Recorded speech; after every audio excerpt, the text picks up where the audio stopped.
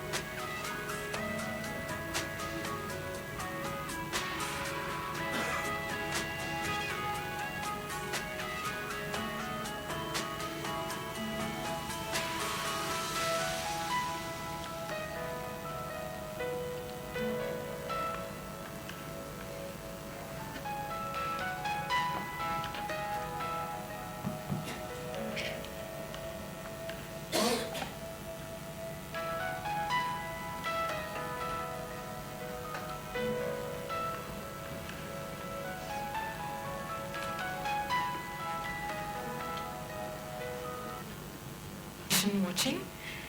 Good morning one and all. A very warm welcome to all of you to the international seminar organized by the Inter-University Center for Alternative Economics, Department of Economics, University of Kerala, on the topic Higher Education in a Developing Economy, Problems, Policies and Perspectives.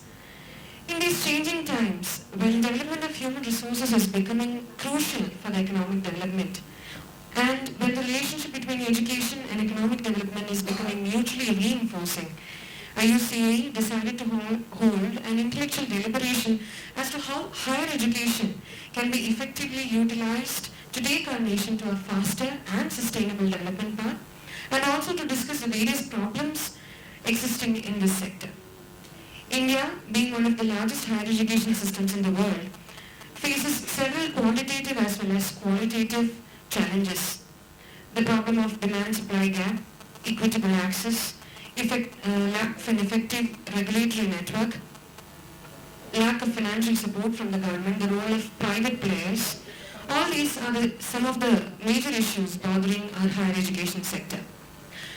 India, worldwide envied for its rich demographic dividend, to reach a sustainable development path should effectively channelize all its energies into solving these problems in the higher education sector. This is why we have gathered here today. So without wasting any time, let us begin the international seminar. Firstly, I would like to welcome all the chief guests and invitees to the dais. First, let us all give a loud applause to Dr. N. Veeramanikandan, Honorable Pro Vice Chancellor, University of Kerala, to the dais. Next, let us all welcome Professor Jandyala B.G. Tilak, Vice Chancellor, National University of Educational Planning and Administration, New Delhi, to the dais. Let us also welcome Professor Datu Murshidi Sirat, Professor and Founding Director, Commonwealth Tertiary Education Facility, University Saints, Malaysia, to the dais. Last but not least, let us welcome Professor Abdul Salim A., Honorary Director, IUCA, and our respected Head, Department of Economics, University of Kerala.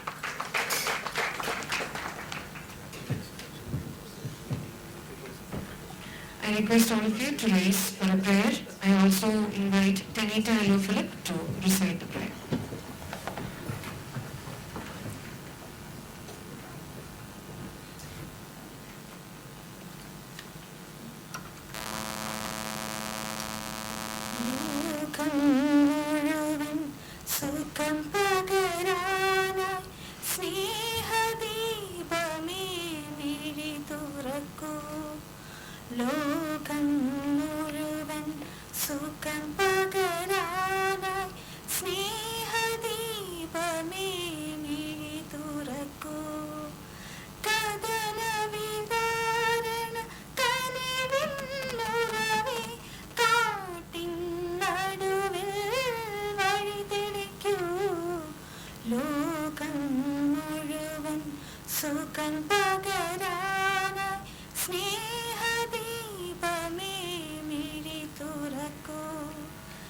We are very fortunate to have Honorable Pro Vice Chancellor Dr. N. Veeramanikandan, who has always supported IUCA and all its endeavors, and he is the chairperson for the inaugural session today. Thank you, sir, for chairing this session. Inter-University Center for Alternative Economics is nothing without its honorary director and our respected Head Department of Economics, Professor Abdul Salim. He is the heart and soul behind this seminar and all IUCA's endeavors. His never-ending energy and enthusiasm is the fueling fire of IUCA. To introduce the theme of the international seminar and also to deliver the official welcome, may I invite Professor A. Abdul Salim, Honorary Director and Head, Department of Economics, to the dais.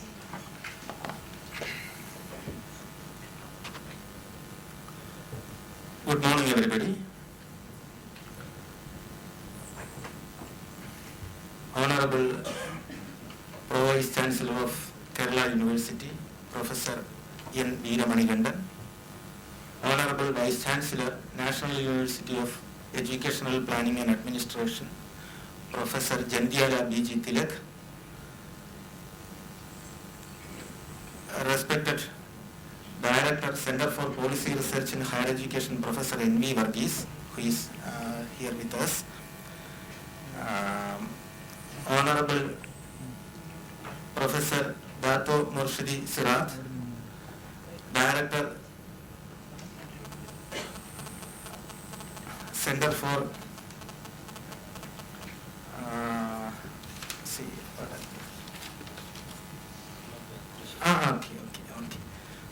Professor Dato Murshidi Sirat. He is serving as Director General of Higher Education, Malaysia.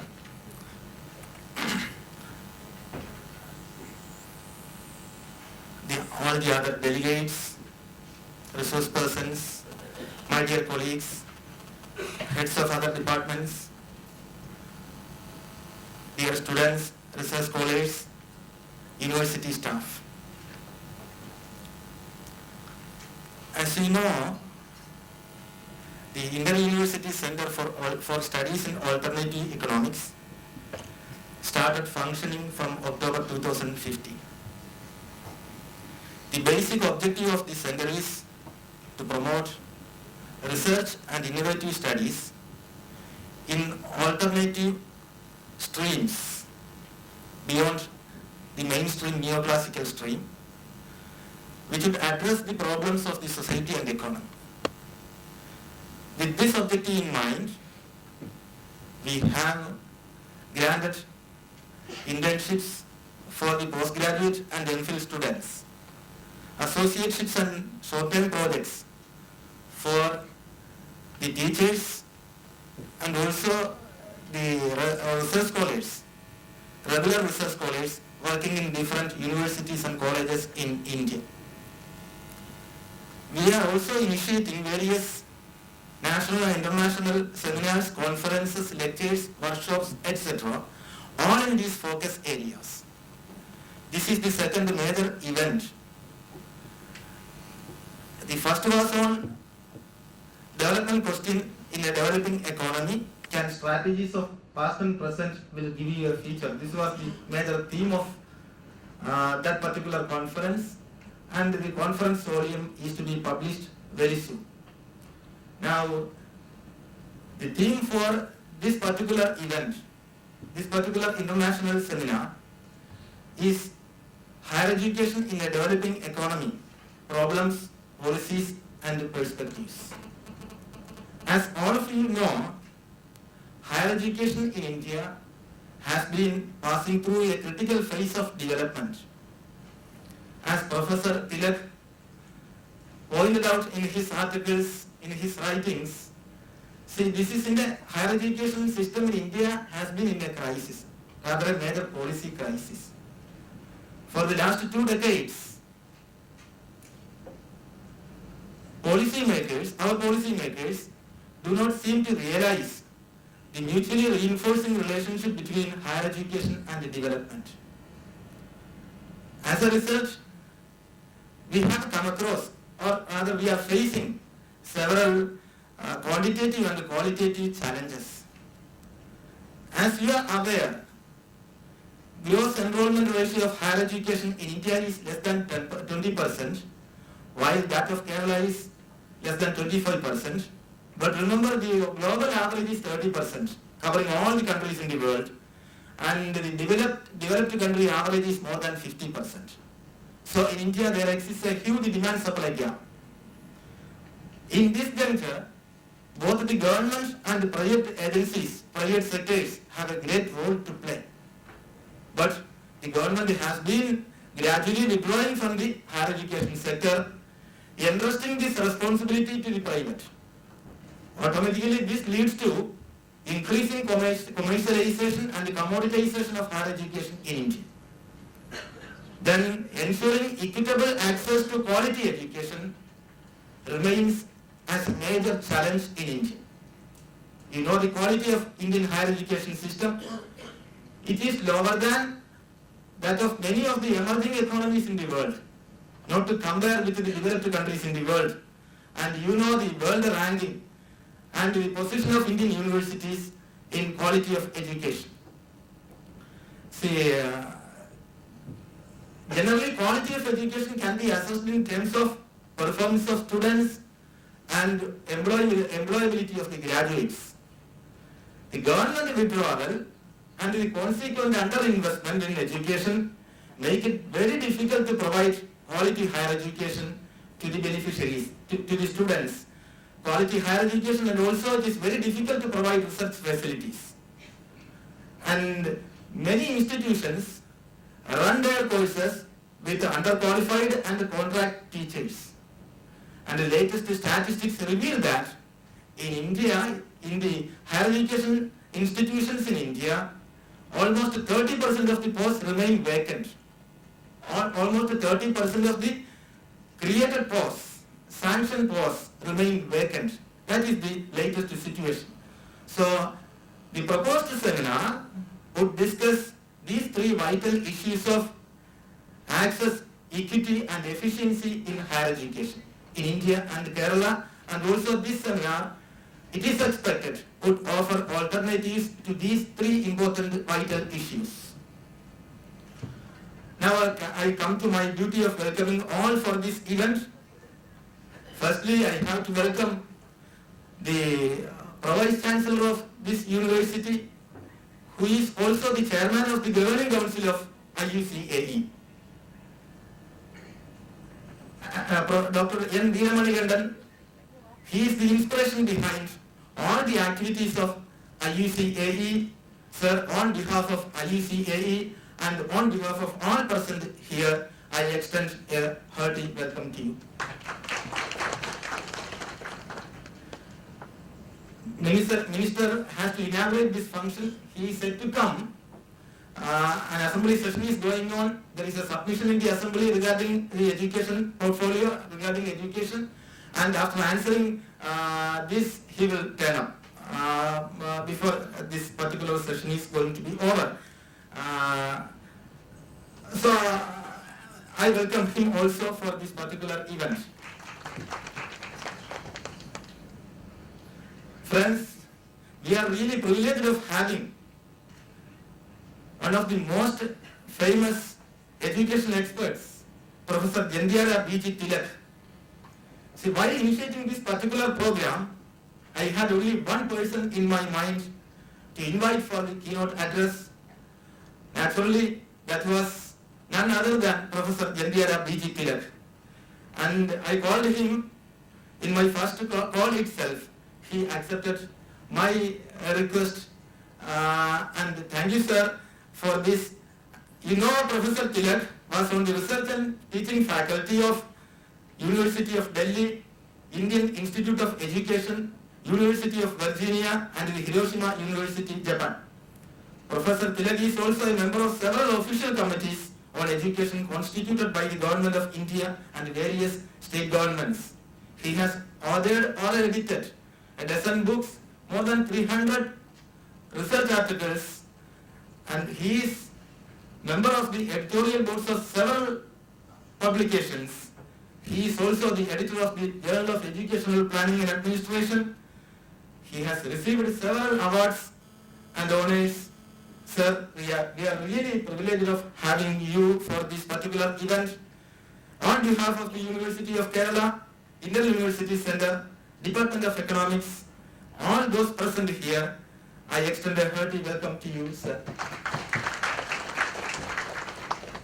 We have another international expert on higher education, Professor Dato Morshidi Sirat.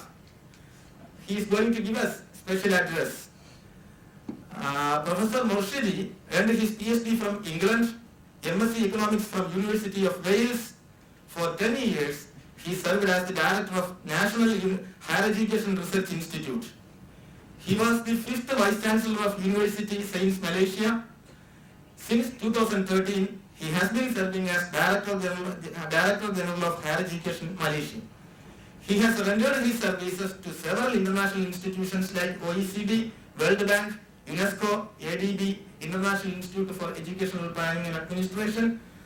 Morshidi has published several books and articles on higher education policy.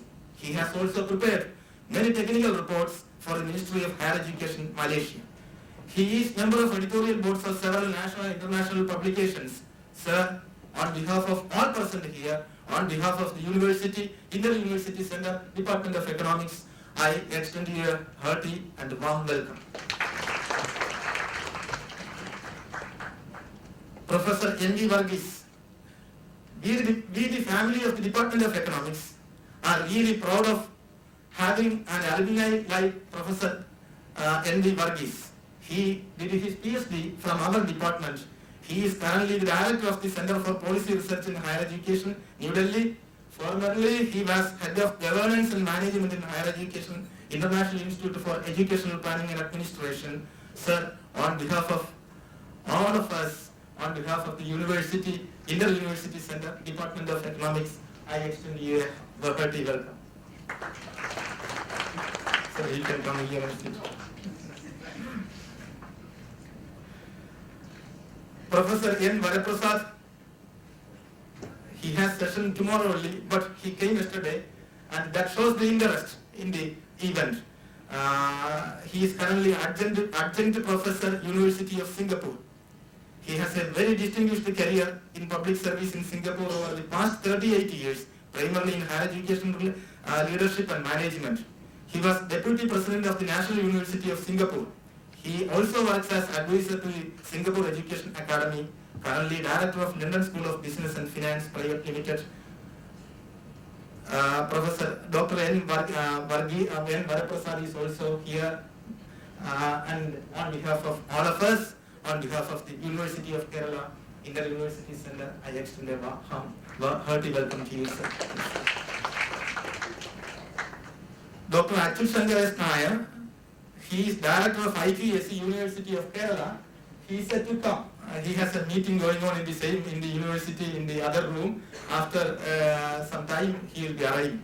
Dr. Achut Shankar Nair, and in fact, he spent his valuable time advising the Honorable Director about the implementation of the center in the project mode. Thanks to Dr. Achut Shankar S. Nair, and I also welcome him. Yes. Our dear Rajan Gurkar sir is also here. You know him very well. He was Vice Chancellor of MG University, Kottayam. He has session tomorrow only, but today itself, early morning, he came to the venue. Sir, on behalf of the Inter-University Center, on behalf of all present, I extend a hearty welcome to you, sir. Now I have to welcome the Dean Faculty of Social Sciences, Professor Suresh Ganeshwaran. He is also attending the meeting in the university, and he is busy with the Indian History Congress. He is also expected to come very soon. I welcome him also for this particular event. Now I welcome all the HODs of other departments, faculty members, my dear colleagues, Professor Dr. A.K. Prasad, Dr. Manju S. Nair, Dr. Anida B., Dr. Siddiq Rabiat, and other delegates, resource persons from different parts of Kerala and India, particularly Malish, Aishna Sharma, and other persons are here who will be presenting purpose tomorrow and also day after tomorrow. On behalf of the Inter-University Center, I extend a hearty welcome. Now, what to say? My family members are there. All the research scholars, colleagues, students, technical staff, on behalf of, on my personal behalf for the university, for the center as a formality. Again, for Anuradha also, other previous students, media, I extend very warm welcome. Thank you.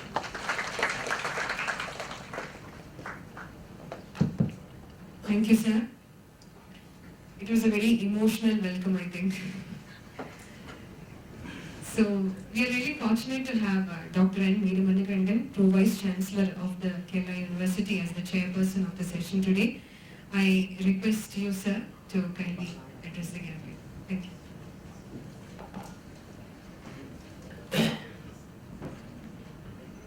Dignitaries on the dais, Professor Jantiala Bijitala, the Vice Chancellor, National University of Educational Planning and Administration, New Delhi, Professor Dept, Mushriti Serath, Professor and Founding Director, Commonwealth Tertiary Education Facility, Universities, Saint Malaysia. Professor Abdul Salim,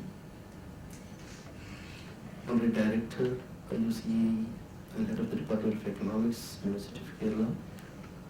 Other dignitaries of the dais, professors, faculty members, delegates, and students and research scholars. So first of all, I congratulate Professor Abdul Salim for organizing a two-day international seminar on higher education in the developing economy, problems, policies and perspectives. So as he has rightly pointed out, this center has started on October of 2015. And this center has been the last one, and it is the youngest center of our university. Past 1 year, he has been doing a wonderful job in organizing various problems, various seminars and programs. This center, Inter-University Center for Alternative Economics. So there's some different perspectives when conventional economics, I think. So people started thinking in different way. What is conventional? I think that made him to think in a different way, that this center should be an alternative on alternative economics. So this is quite natural. People will think so in the conventional way, start thinking in a different way. So in every field we can see, even in the field of health, there also you can see the alternative therapies and the alternative thinking.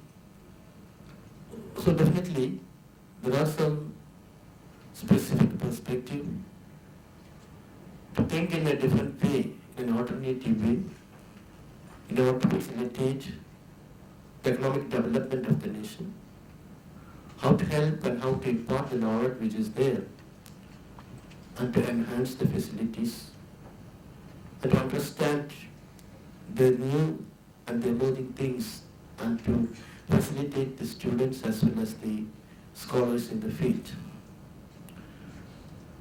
Definitely this today's seminar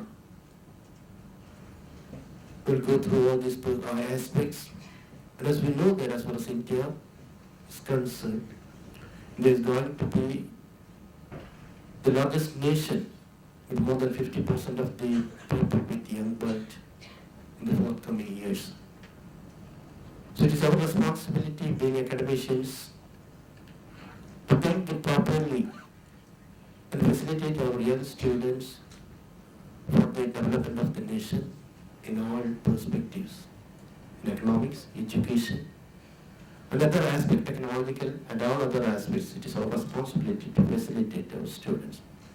And I hope that this today's seminar definitely explore the possibilities and discuss and deliberate the problems and solutions for a qualitative thinking and qualitative higher education. I take this opportunity to congratulate once again all the organizers and best wishes. Thank you very much. Thank you, sir. For the keynote address and also for the special address, we have got real stalwarts in higher education sector to talk to us. And it is a fortune, we are really fortunate, all the students and the audience are really fortunate to have these two stalwarts for us today. So for the keynote address, we have Professor Jindhyala B.G. Tilak, who did his PhD from the Delhi School of Economics. He was also on the Research and Teaching Faculty of University of Delhi, Indian Institute of Education, University of Virginia and Hiroshima University. He has edited a dozen books and almost more than 300 research papers in the area of economics of education and development studies. The honors and awards he received include Swami Pranavananda Saraswati National Award for of the UGC in Education for his outstanding scholarly research, Dr. Malcolm Adisheshaya Award for Distinguished Research and Contributions to Development Studies, and Inspirational Teacher of the Year Global Education Award 2012. He had also a privilege of delivering a keynote address to a meeting of the Nobel laureates in Barcelona in 2005. Dr. Tilak is also a member of several official committees of the Government of India. It is an honor to invite you, sir, for the keynote address. Please.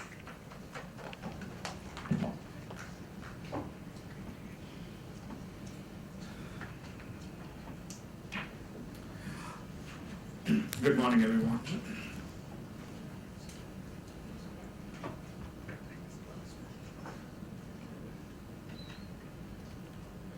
Good morning, everyone. I indeed feel it a special privilege and an honor to be here.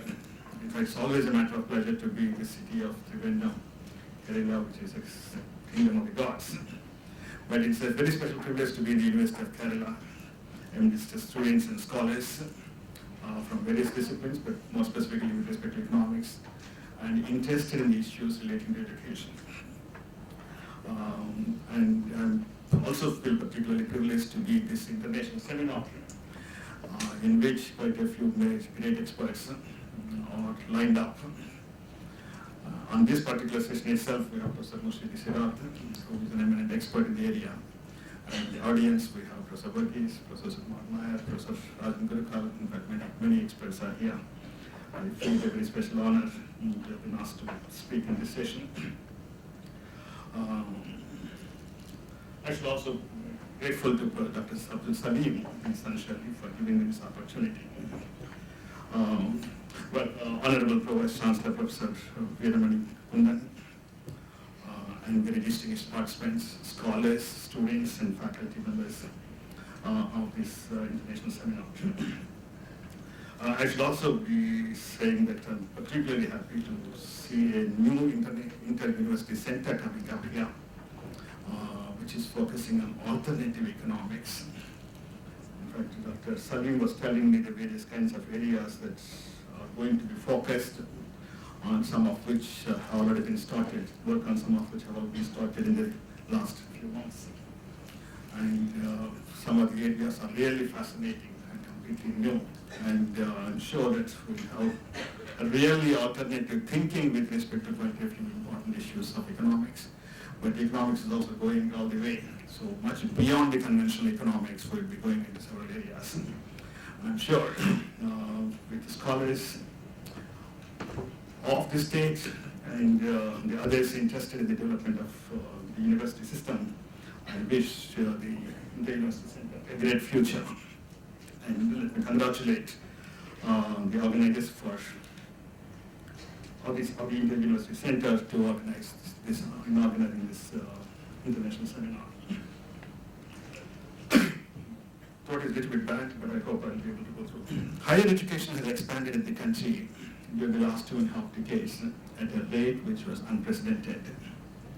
If you look at the rate of growth of higher education from 1950 to early 1990s, late 1980s, we have what was generally described in economics with respect to economic growth. The Hindu rate of growth was prevalent with respect to higher education also. But since the beginning of the 1990s, today we have a very high rate of growth with respect to every dimension of higher education. Today we have more than 800 universities, nearly 40,000 colleges, and more than 30 million students.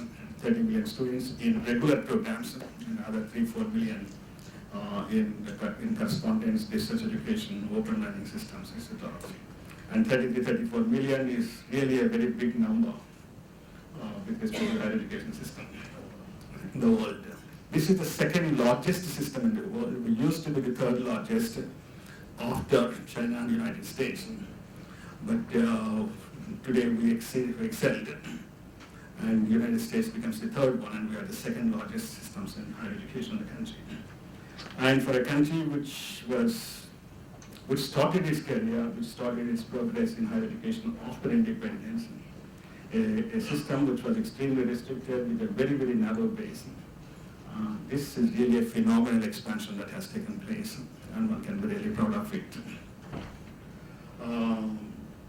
We are also, in fact, entering with this such a rapid growth in numbers into what is education experts specializedly describe the phase of massification of higher education. Even though, very strictly speaking, massification of higher education is said to have started once you cross 40% gross enrollment ratio, but we are fast approaching to that. Today we have something like 23-24% of our youth of the 18 to 23 years group in our colleges and universities. And we have targets of reaching 30% in the near future. And with the kind of growth that is taking place, it's quite likely that we'll be able to reach that particular goals also and we'll go beyond that. The second important, this phenomenal expansion has contributed to several dimensions, but at least a couple of them are important to be noted. We have improved very significantly with respect to reducing inequalities in participation in higher education over the years. And I compare to the situation of 1950s when we inherited the system of higher education. The system is no more restrictive, no more elitist. Today we have, to start with, we have more than 40% of students being women in higher education. Perhaps in this university the number may be larger, higher. In fact, in this hall, certainly the percentage of women is higher than the percentage of men. But that's also happening throughout the higher education system in the country. Gender parity, with respect to gender parity index, I think we are doing quite satisfactorily over the years. We have also improved, performed reasonably well with respect to other dimensions of equity in higher education, where the participation rates of the backward sections and socially backward sections of the society, particularly scheduled castes, scheduled tribes, and other backward castes, the three recognized categories of backward sections, there has been significant improvement over the years, even though still there is still a long way to go towards reaching equity in the system. But we have made significant progress, and part of the progress or part of the credit must go to the policies that we have adopted since the beginning, the protective discrimination policies, the reservations that we have, which may have its own several other plus and negative points, but certainly it has contributed to somewhat an inclusive system of higher education. And I qualify it a little bit later. The third important achievement that we have done with respect to higher education system is in terms of quality of higher education. Quality of higher education in the sense that a developing country like India still is regarded as a developing country.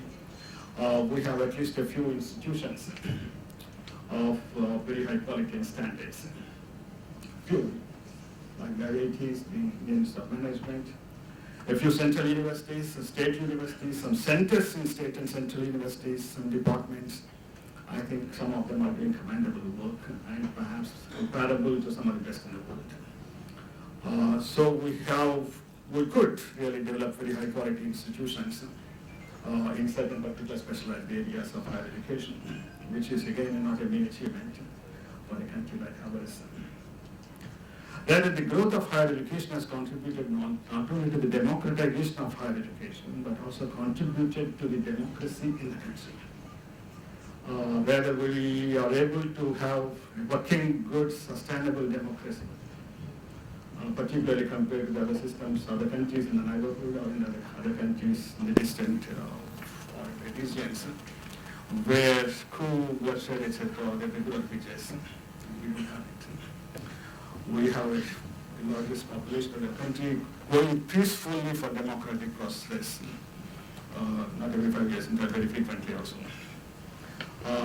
In the sense that the system of higher education would contribute significantly to some kind of a political stability, political development, apart from contributing to other aspects of social and economic development. With respect to economic growth, very specifically it is being underlined that the kind of economic growth that we are able to achieve, 7 to 8%, and we are also dreaming of having 10%. So dreaming, we are also aiming at reaching 10% and beyond high rates of growth. It is possible essentially because of a vast base of higher education that has been developed over the years. Today we have self-reliant manpower with respect to almost all aspects. We don't have to depend upon foreign manpower. Again, a feature that you find very significantly in some of the developing countries, but in Southeast Asian region, African region, where preparation of primary school textbooks to national policies and plans have to be made with the help of foreigners, or have to be made by the foreigners for those countries. So we have really sizable numbers of reasonable quality who can plan, who can make policies, who can develop whatever we want to do, who can manage, mismanage our own system by our own people. And that's also a very big achievement that we have made over the years.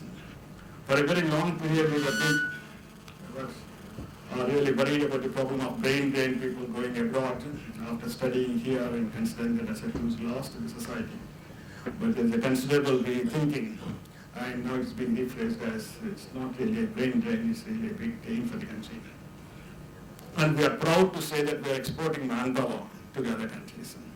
And quite often we state, both seriously and also on other platforms, as a system like Silicon Valley is critically dependent upon manpower produced in Asian countries like India. And the foreign remittances that we get contribute very significantly to the economy. And in this particular state, that's also a very important aspect. Foreign remittances contributing a sizable proportion of the government's budgets.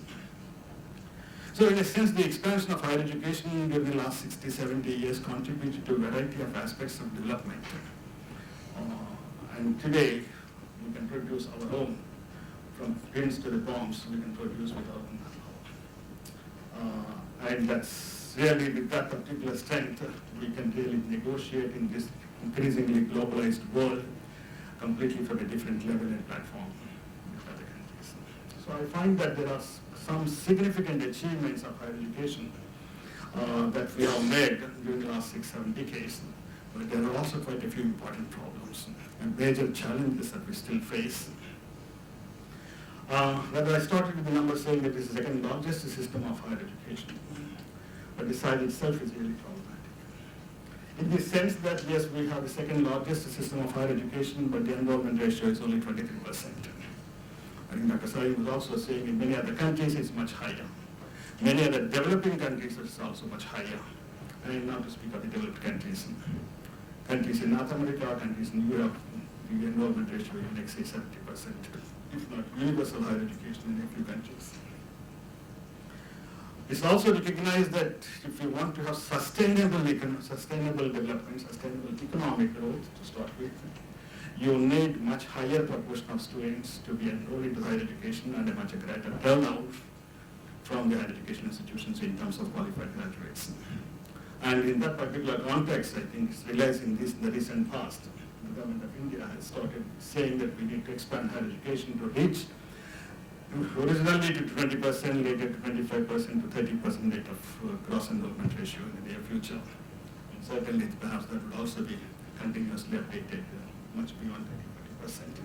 Because in some cases, it was found that 40% is a threshold level for the economy to enter into the phase of fast economic growth, fast sustainable economic growth.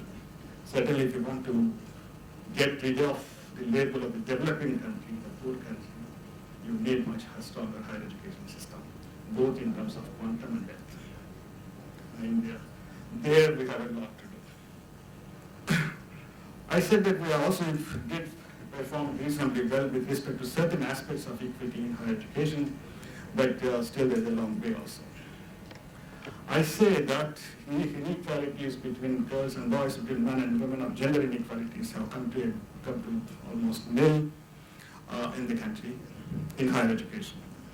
Inequalities with respect to social groups of population have also come down to significantly, but still we have to do a lot. But inequalities between rural and urban regions are still very, very high. And inequalities between different states in the country, you find really very big differences.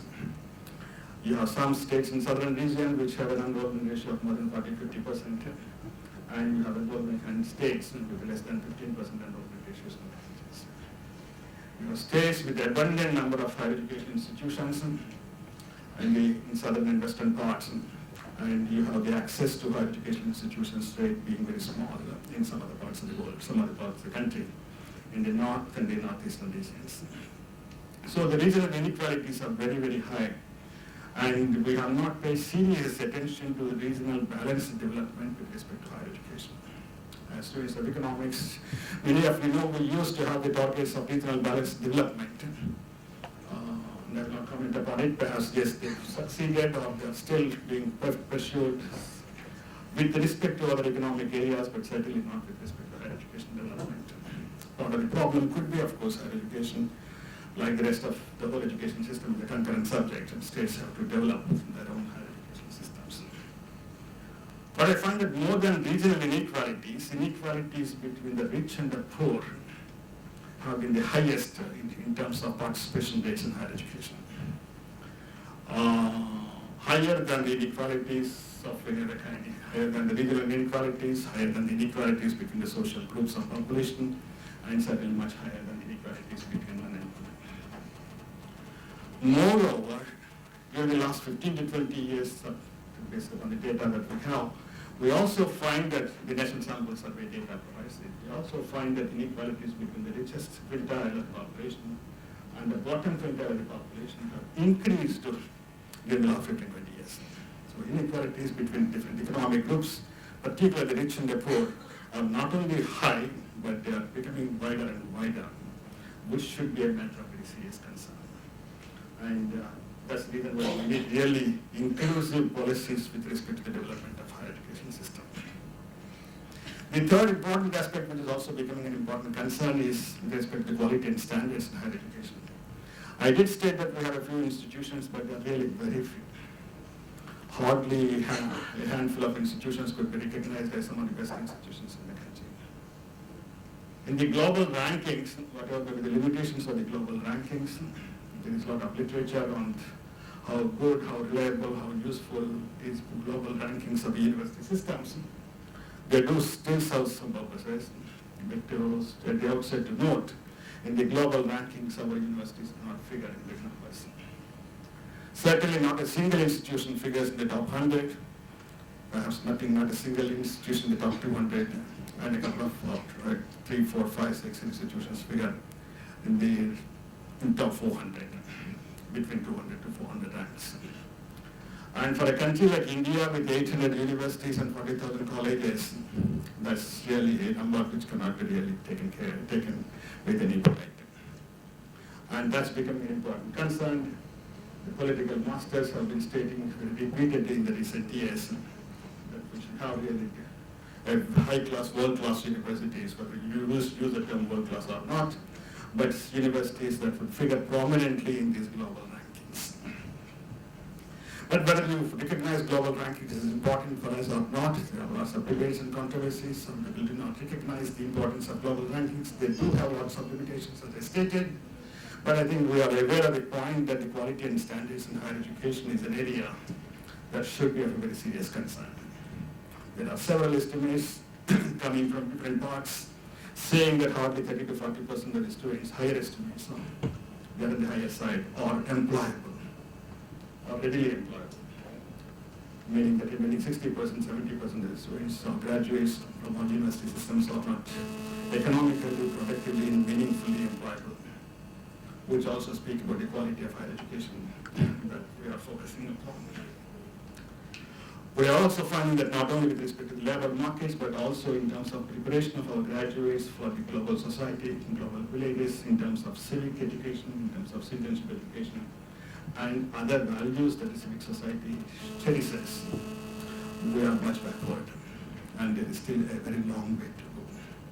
So there are quite a few important problems, even though we have made some significant strides with respect to certain areas, but quite a few major challenges that we have. And at least I would like to refer to 2 or 3 important issues. One, of course, we have a regulatory mechanism which is very vast. In fact, somebody has counted and said that there are something like 16 regulating bodies in higher education in India. And still we say that the system is quite unregulated. The expansion that is taking place in the country is said to be completely unregulated. None of these 16 bodies is able to control, provide meaningful guidelines for the expansion of higher education. It's left to the non-state actors to expand the higher education system. And the most important dimension that I said that the large-scale expansion has taken place, a high rate of growth of expansion has taken place during the last 2.5 decades. And we are about to enter into the phase of massification. The point that one has to note is countries in the Western part of the world, North America or European countries, have massified their higher education systems, not depending upon the market forces. It's a state which played a very significant role. State is, in many cases, the actual monopoly with respect to providing higher education. And the massification has taken place in those countries with the active involvement, with the active provision of higher education by the state. In our case, the expansion has taken place during the last 2.5 to 3 decades with the active involvement of the private sector. And today we have a private sector which is much larger than governmental sector in higher education with respect to some of the important dimensions that we noted. We have more than 200 private universities in the country compared to almost nil before in the late 1980s. We have some private aided colleges which are an old phenomenon, but today we have a large number of private unaided colleges in all fields. For quite some time we thought that these private unaided colleges are only in engineering and management and technology and a few in medicine, but not in other areas. Today we have private unaided colleges in almost every aspect of higher education, every area of higher education, starting with pre-university colleges, arts, science graduates, management, dancing, everything. A very large number of private unaided colleges. And within the public institutions, you have a large number of self-financing courses. Predominantly a large number of self-financing courses are being introduced in public institutions. Even if you ignore the self-financing courses in the public institutions and sheerly going by the numbers of the institutions and number of students, we have a very high private sector in higher education. In the literature on private higher education, this is something like a phenomenon that could be described as a system which is predominant with the privately predominant higher education system. We have something like 2/3 of our enrollments in general higher education in private unaided institutions. When we say private nowadays, we are actually referring to private unaided sector only, not the aided sector, which is a very minuscule part of the total system nowadays. We have 3/4 of our enrollments, more than 75% of our enrollments in engineering, management, technology, and other technical courses in private institutions. And I find that this is really alarming. This is really alarming because perhaps you do not find anywhere in the world a system of higher education where 2/3 to 3/4 of the students are in private self-financing nature, where market forces determine the whole system of higher education. You do not find any other country. I think the two major exceptions where private sector is very strong and very predominant is Japan and Korea. But there also I do not know whether you have nearly 2/3 to 3/4 of the students in private sector. In a country like the United States, which is said to be a market economy, many people classify it as an unplanned economy, is a system in which still state plays a dominant role. And it is stated that 75% of the students go to state universities there. Hardly 20-25% students go to private universities. And also one has to really recognize that we have a huge difference between the private higher education institutions in India and private higher education systems in the western part of the world, particularly in North America, and also some parts in the Asian countries. In the sense that the private institutions that came up in the United States were based essentially on the principles of philanthropy, charity, and provision of higher education, provision of good quality higher education to large numbers of sections of the population. The private institutions in the United States and other countries came in to supplement and complement the efforts of the state in expanding higher education, expanding good quality higher education systems. But in our case, the private sector has completely different kinds of motives. Today, perhaps you don't find any private institution which is based upon the principles of philanthropy, charity, etc. Certainly not any institutions that came up after 1990s. So the exceptions are the institutions that were set up in 50s and 60s, which almost all became private aided institutions. So profit seeking, profit making has been de facto consideration for these private institutions, while profit seeking was not the objective of many of these private universities which came up in the countries like the United States. Private profit-making institutions is a new category, and a minuscule number of universities in the United States belong to that category. But today we have most of the private higher education system is profit-seeking, and that has completely different kinds of considerations compared to the state institutions. There could be lots of problems with the state institutions, but the problems that we face from the private institutions could be much more dangerous.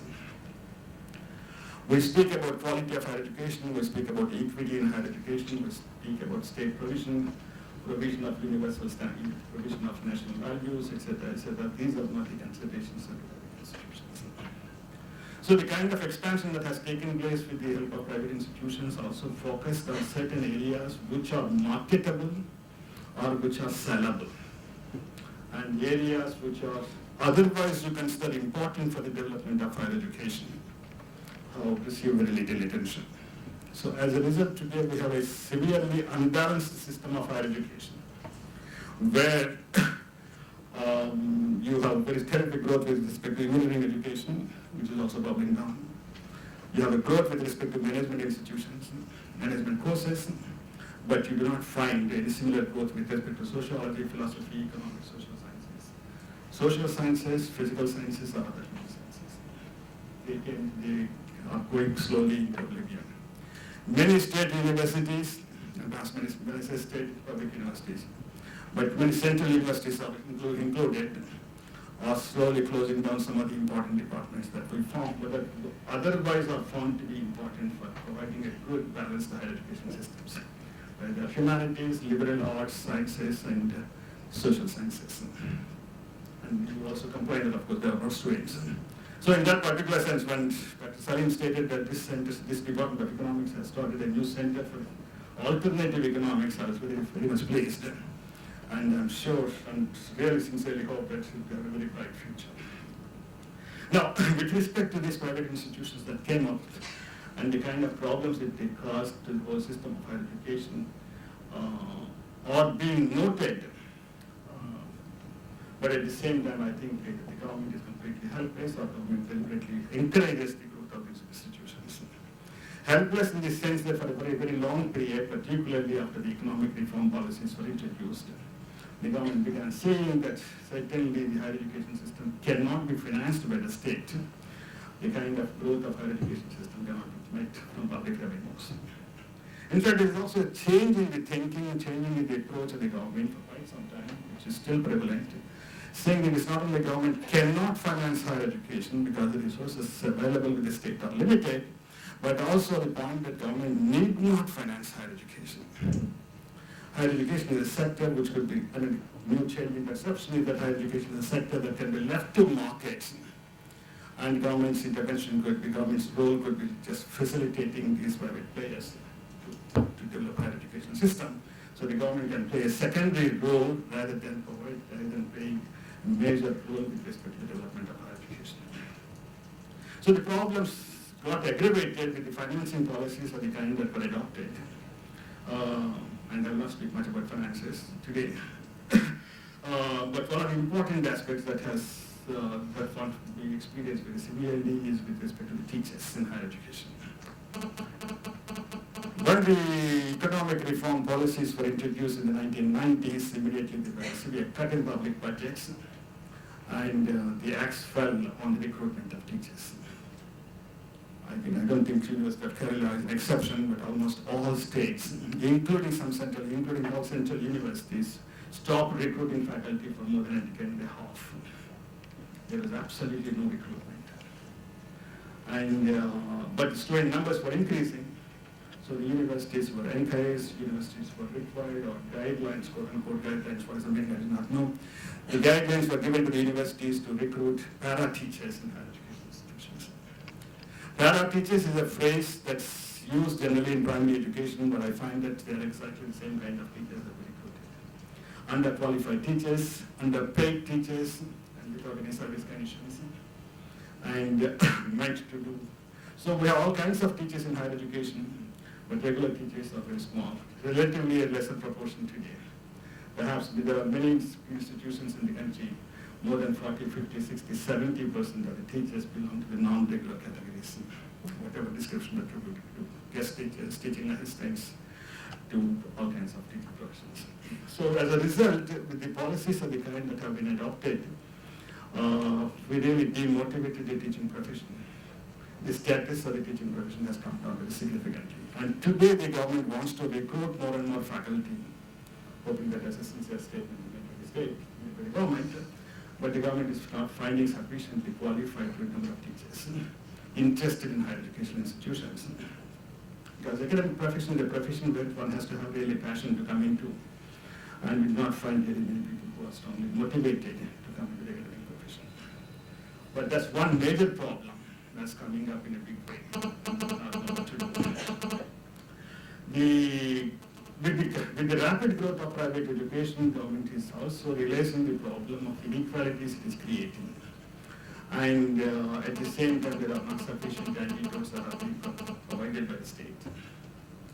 We have been increasingly relying upon the cost recovery measures, particularly student tuition fees, tuition and other fees. And also the student loan programs that were introduced in the beginning of the 1990s.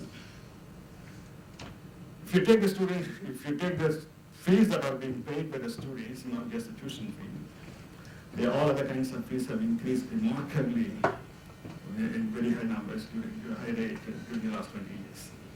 In public institutions, not to speak of private institutions. In private institutions, the fees are increasing much higher, and now perhaps in most cases fees are higher than the cost of education in those institutions. But even in the public institutions, fees have been increased, and the increase is not confined to IITs and IIMs where the fees are something like 6 lakhs to 10 lakhs, but also in many public institutions. It's only if you find any exception, you only find exception with respect to the tuition fee that is being charged in some of the state universities and central universities. But almost all other items which were provided free for a very long period are being charged today.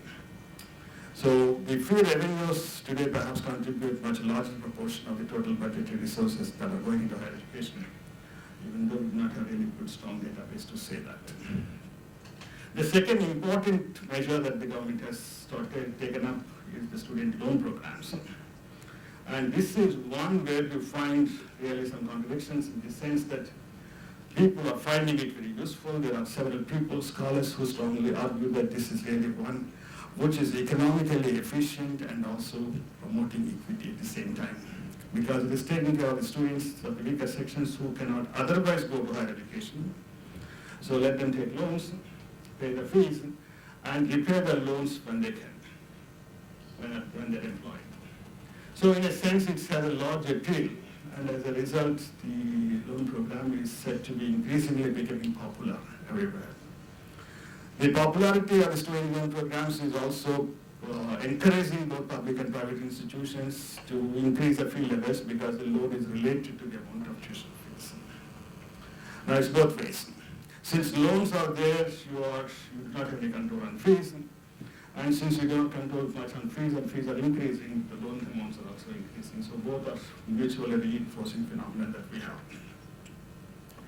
For a very long period when we were talking about increase in tuition fees and other fees in higher education, but small increases in the 70s and 80s, we used to say that yes, there are some students who cannot pay even the marginal increases in fees and they should be provided scholarships, fee waivers, etc., etc. Today we don't say that.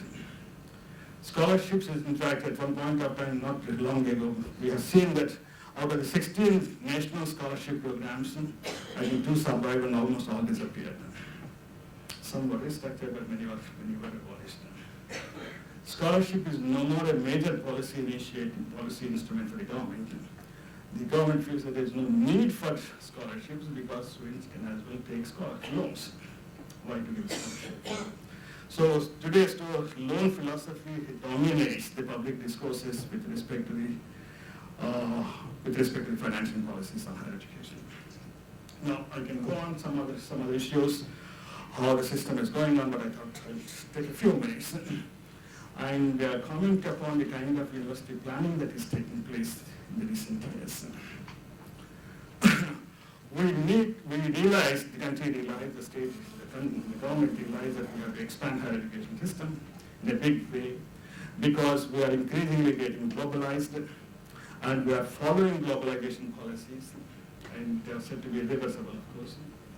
And if you want to succeed and make good gains out of these globalization policies, you need strong higher education systems. Because the international experience has shown very clearly that countries which have followed the same, which have strong higher education systems, could make good advantage of these policies, while countries which did not have strong higher education systems really suffered very much with the same kind of policies. There are large-scale evidence on this. So in some sense, the government has very sincerely recognized that we need to expand higher education system in a big way. And apart from encouraging private sector to take care of this needed expansion, the government also started expanding in a very small way the state sector of higher education. But what I would like to comment upon is the kind of universities that are being set up. Today we have quite a few central universities with very, very small enrollments. In fact, one of the examples recently quoted by the ministry is there is a central university with 49 students, which is less than primary school size, in a normal way, not the best primary school. We want to set, in fact almost every state has stated, the central government is also encouraging to have universities everywhere.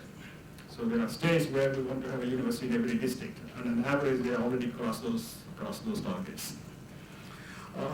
But by providing small universities everywhere, we are really causing damage to the higher education system itself. Because these small numbers are not only economically unviable institutions, with these small numbers, they are also not only managerially unviable institutions, but much more importantly, they are academically and intellectually unviable institutions. You have universities with 4 self-financing departments. Quite a few state universities are there, and all the self-financing departments have only guest teachers. In fact, if you want, I can give you 1 or 2 specific examples without referring to the names. But there are several universities. There are also universities, which is quite surprising to me, but state universities, which were set up 4 or 5 years ago, not having a single student so far enrolled, not recruiting a single faculty enrolled so far. And the well-skilled administration, the university vice chancellor, the registrar, etc., are paid very well, and they are very, very happy, saying that they are also making a lot of money. And when I asked how they are making money, they said that yes, we have so many affiliated colleges, and from the affiliated colleges we make money. There is nothing like an academic activity which is taking place in quite a few universities that are set up, particularly in the recent past. Now, as I said, such kind of institutions really are really harming the whole higher education system. We have to have a much better understanding of universities when we are talking about universities. In some sense, we are not making a distinction between planning planning primary schools and planning for university expansion. Yes, it is stated that primary schools should be set up in every village at the very closest distance to the children, because children cannot walk. And so we are having all kinds of primary schools with very, very small enrollments, with small number of teachers, etc., which itself is becoming a problem in different ways. But we are doing the same thing with respect to the universities by setting universities in every district and perhaps much below the district also. Now, the main point that I feel is the university, if you understand as an institution which should be universal in character, which should attract students from all over the world, or at least within the country from different parts of the country, or within the state from different districts as a minimum goal, faculty from different parts of the country, and provide a good learning environment, or obviously with the kind of growth that is taking place of becoming highly parochial institutions. Because when we are setting up this university, we are saying that this is to serve the needs of this particular district of these 2 taluks. And that cannot be really a university. You cannot have really learning, meaningful learning in such institutions. Apart from, as I said, otherwise you find that you cannot provide good number of teachers, good number of facilities, good number of infrastructure, etc. And as a result, they are destined to be poor third-class institutions for a very long period. That's on one side. On the other side, the government is also planning to have some world-class universities. Whether you call world-class universities or not, we have a bill that says that we'll set up some research and innovation universities. And practically, these are the concepts treated as equivalent to the world-class university systems. And again, we are not able to understand what is meant by world-class universities. World-class universities, these universities, as I said, we don't use the term world-class, the government doesn't use the term world-class explicitly, are expected to be set up either by the state or preferably by the private sector in a big way. And that's again a tall assumption that the government is filling out. One side, the government is saying that there is not sufficient money to spend on existing universities, and that is ready or is thinking of setting up world-class universities with huge investments. Everybody recognizes that if you want to have really a good world-class university, you need huge investments to be made. You have to get teachers, you have to get students, of course, from all over. Or if you assume that the private sector will come in a big way and set up these world-class universities, that's also a tall untenable assumption because there is very rare.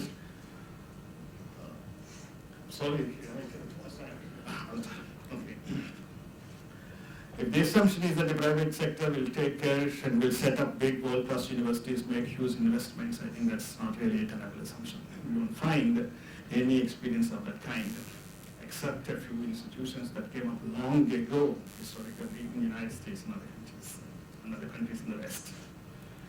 So, and also the very point that we can set up a world-class university all of a sudden today, from scratch, also an untenable assumption completely. You have to really nurture the universities to become world-class universities, and that may take several years. In fact, one of the statements that was made is it may take about a couple of hundreds of years. University president of Oxford University was quoted having stated to the Indian government officials that it takes nearly 200 years to develop a good world-class university. Today we can't wait for 200 years. We have to develop universities in a very big way. Let me repeat one or two other points and then I'll stop. We have this ESPOL committee, I think some of you must have heard about it, which made some significant recommendations on improving or rejuvenation of the higher education institutions in the country, particularly universities. So it was also not only favoring big universities to be set up. In fact, when we're talking about big universities, we have examples both in the West and also in our ancient period. Quite often we boast of speaking that we have had great universities in the ancient period, like Nalanda. But those are the universities with something like 20,000, 30,000 students on the campus, living with a few thousands of teachers, living in the same campus, which provide really a lot of interactions between different students, between different disciplines, contributing to the knowledge production of a different kind of. And that's not happening here. So what the ESPOL committee has suggested that we should have not only big universities, in fact we must have very big universities, we must plan for big universities and not for these small institutions, but also have really comprehensive universities. See, out of these 800 universities that we have today, a sizable number of these universities are single faculty deemed universities.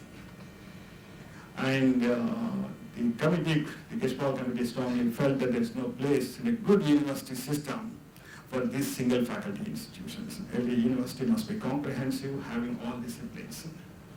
Social sciences, human sciences, liberal arts, to everything, engineering, management, medicine, everything. In fact, it also suggested that even institutions like IITs must necessarily have medical medicine as an important course of study to be offered.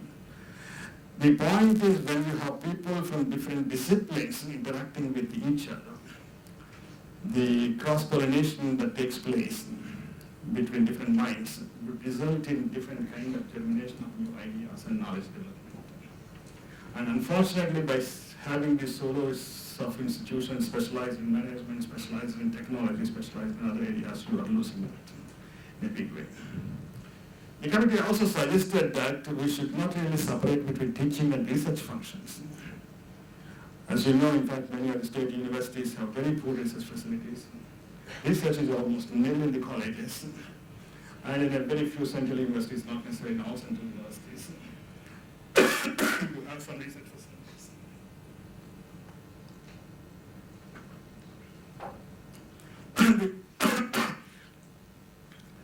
The committee has strongly suggested that almost every university must be having teaching and research combined together.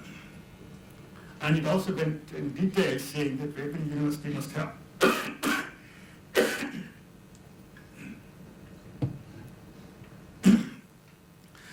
undergraduate programs, postgraduate programs, and research programs.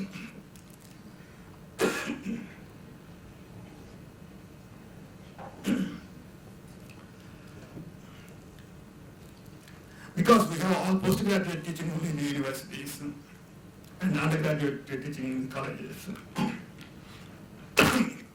But colleges form 80% of our higher education system in the country.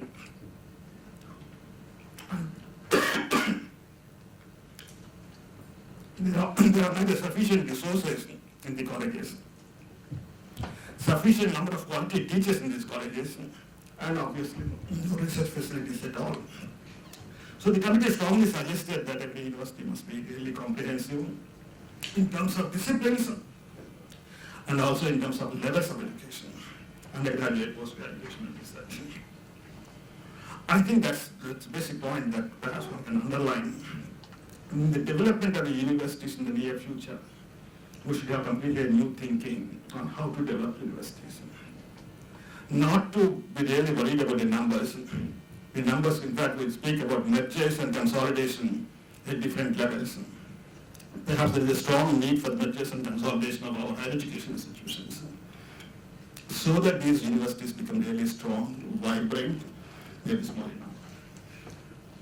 Well, I'll stop here and let me thank the organizers, particularly Dr. Salim, for giving me this opportunity to speak to you in this particular session, and I wish the conference a great success. And I can stop without any hesitation because there are important speakers like Professor Murshidi Sirat and also quite a few other colleagues, Professor Verghese and others line up. Thank you very, very much. Thank you, sir, for that really enriching speech. You went through all the achievements first, then went on to the problems or the disadvantages that we are facing today, and also gave some suggestions to improve the problems in the higher education sector. Next, we have this special address by Professor Dato Murshidi Sirat, Professor and Founding Director of Commonwealth Tertiary Education Facility, University Saints, Malaysia, on the topic role of government in higher education of emerging economies. Mr. Murshidi did his PhD from University of Southampton, England, and he is now the Director General of Higher Education Malaysia. He was the Director of the National Higher Education Research Institute between 2002 and 2011. His major research area is on higher education policy research in Malaysia and Southeast Asia. He has published several books, articles, and topics on higher education policy, and he has also worked actively for in research with organizations such as OECD, World Bank, ADB, and so on. It is a pleasure to have you today, sir, as a special address guest. Please, I request you to address the audience. Thank you very much. First of all, my good friend, Professor A.B.J. Tilak, Professor Verghese, thank you to the organizer, Professor Salim, for giving me this opportunity to present at this conference, this seminar. And I hope somebody is keeping a time on me. Who is keeping a time on me? Nobody? Once given a microphone, I can go on and on and on. It's always a problem with a professor. Well, I was a Director General of Higher Education Malaysia until a year ago. I left the post early, before my time. Sometimes you must decide whether what you're doing are against your principles or not. If it's against your principle, you leave. So I left the ministry, but as the saying goes by, a civil servant can never leave. So I was given another post as the director of the Commonwealth Tertiary Education Facility. Let me deal with this technology first. I'm very worried about technology sometimes. I'm with the Commonwealth Tertiary Education Facility. This is an entity established by the Malaysian Ministry of Higher Education and the Commonwealth Secretariat in London. Our responsibility is to share good practices in higher education among higher education institutions and system in the Commonwealth. At the moment, we have projects in Commonwealth Africa, in the South Pacific, Commonwealth South Pacific, but we don't have any project in India at the moment. Probably Professor Varghese can sit down with me one day and try to come up with a project for India or the South Asia component of the Commonwealth. Now, the topic that I'm going to talk about is the role of higher education, the role of government in higher education of emerging countries, particularly in the case of Malaysia.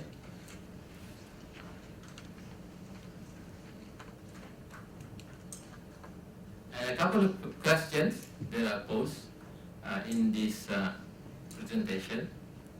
Firstly, what are the philosophical and ideological underpinnings of government policies towards higher education since 1970, and why we need a shift in the case of Malaysia? Now, for this presentation, you must bear in mind 2 days ago, the Parliament of Malaysia has debated the budget for 2017. And in that budget, a big chunk was slashed from the budget for higher education. And most public universities in Malaysia, there are 20 public universities, they have a cut of about between 28% to almost 50% in terms of budget. So I'm thankful for the organizer for inviting me here, otherwise I wouldn't have the money to come over. It's a big chunk, 50% to 28% in the case of my university, and some other universities 50%. And as explained later, this is a case of the government retreating from the provision for higher education. Now, what are the implications of this shift to higher education? Those are the two questions. My arguments are as follows. While the government has played a critical role in the development and growth of the higher education sector in Malaysia, in line with Vision 2020, I will explain what is Vision 2020. It is about Malaysia's ambition to be a high-income status country by 2020, and the ambition to be a high-income status, and the widespread adoption of neoliberal discourses and ideology in early 2000 has given priority to the market. We have heard Professor Tilak earlier on mentioning about giving way to the market and retreating of the government, with the government receding, playing a facilitating role. My second argument is that with the ascendancy of neoliberalism, higher education institutions have exhibited a fundamental shift in the way they and the government define and justify the existence of universities. In other words, because of neoliberalism, public universities in Malaysia has now to cater for aspiration in relation to the market, with less towards nation building, towards local community, towards the poor, and towards the marginalized. So it's about markets. So there are 5 items that I'm going to speak today. Firstly, the introduction to the emerging economies in Asia and Southeast Asia, how Malaysia aspires to become a high-income nation since almost 18 years ago, and how the government plays its role in trying to achieve that ambition.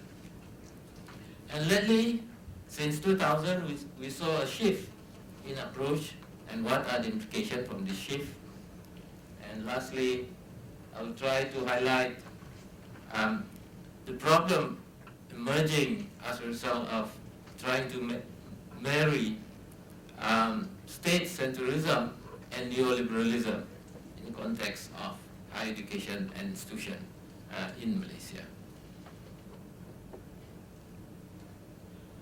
Now, the upward trend of emerging economies in Asia is more pronounced than any other regions in the world. And in this respect, there is no denying of China's role and dominant position in the narrative of emerging economies in Asia. Notably, between 1981 and 2012, China's gross domestic product grew on average 9.7% a year, and this swift expansion, along with secondary effect on other nations, is rapidly changing global dynamics. It was reported recently that the Chinese are not only keen to invest in Malaysia, but also in other ASEAN countries such as Indonesia, Thailand, and to some extent in Cambodia and Laos PDR. Malaysia is highly regarded by the Chinese corporation and investors, as Malaysia's currency, that's the ringgit, is undervalued, but the country well governed. However, while China's growth has a positive contribution toward Asia's development, it is also crucial to note that any deceleration of China's growth would present serious challenges for many emerging economies in Southeast Asia, which have been propped up by the commodity boom propelled by China's growth.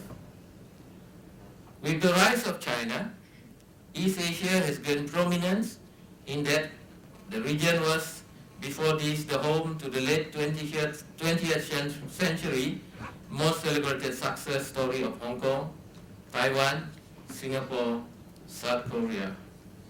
Malaysia, Indonesia, and Thailand are three emerging economies in Southeast Asia which are benefiting from the growth of the West in the late 1980s and recently from China's commodity boom. Before 1997-98 Asian financial crisis, these emerging Southeast Asian economies experienced high yearly growth rates of 7 to 8%. Since the crisis, however, the growth rates had fallen to 4 to 5% per annum, and after the 2008 financial crisis, the growth rates had not returned to the previous levels. The slowdown in the growth rates has sparked off caution among upper middle income countries such as Malaysia and Thailand. Following recent unfavorable scenarios as far as China's growth and global oil and gas sector is concerned, analysts are of the opinion that Malaysia would be caught in a middle income trap, unable to reach the high income level according to the target year set, which is 2020. These are the countries that I've been mentioning. I was trained in economics. I was also trained in geography. So to meet the requirement, I must have a map. So you know where Malaysia is, where Laos is, where Thailand is, and where Cambodia is. I'll be mentioning those countries as I move along. However, the Malaysian government appears to be very confident in achieving its high-income nation status, with higher education being one of the contributing factors. And it is precisely because of this very optimistic view that is pertinent to examine the role of higher education. A state-centrism approach to higher education development was considered as failing to push the sector to deliver what is expected of it in the next 15 years. Thus, the widespread adoption of neoliberal ideology in as early as 2000 trusted the market forces, with the government received to playing a facilitating role.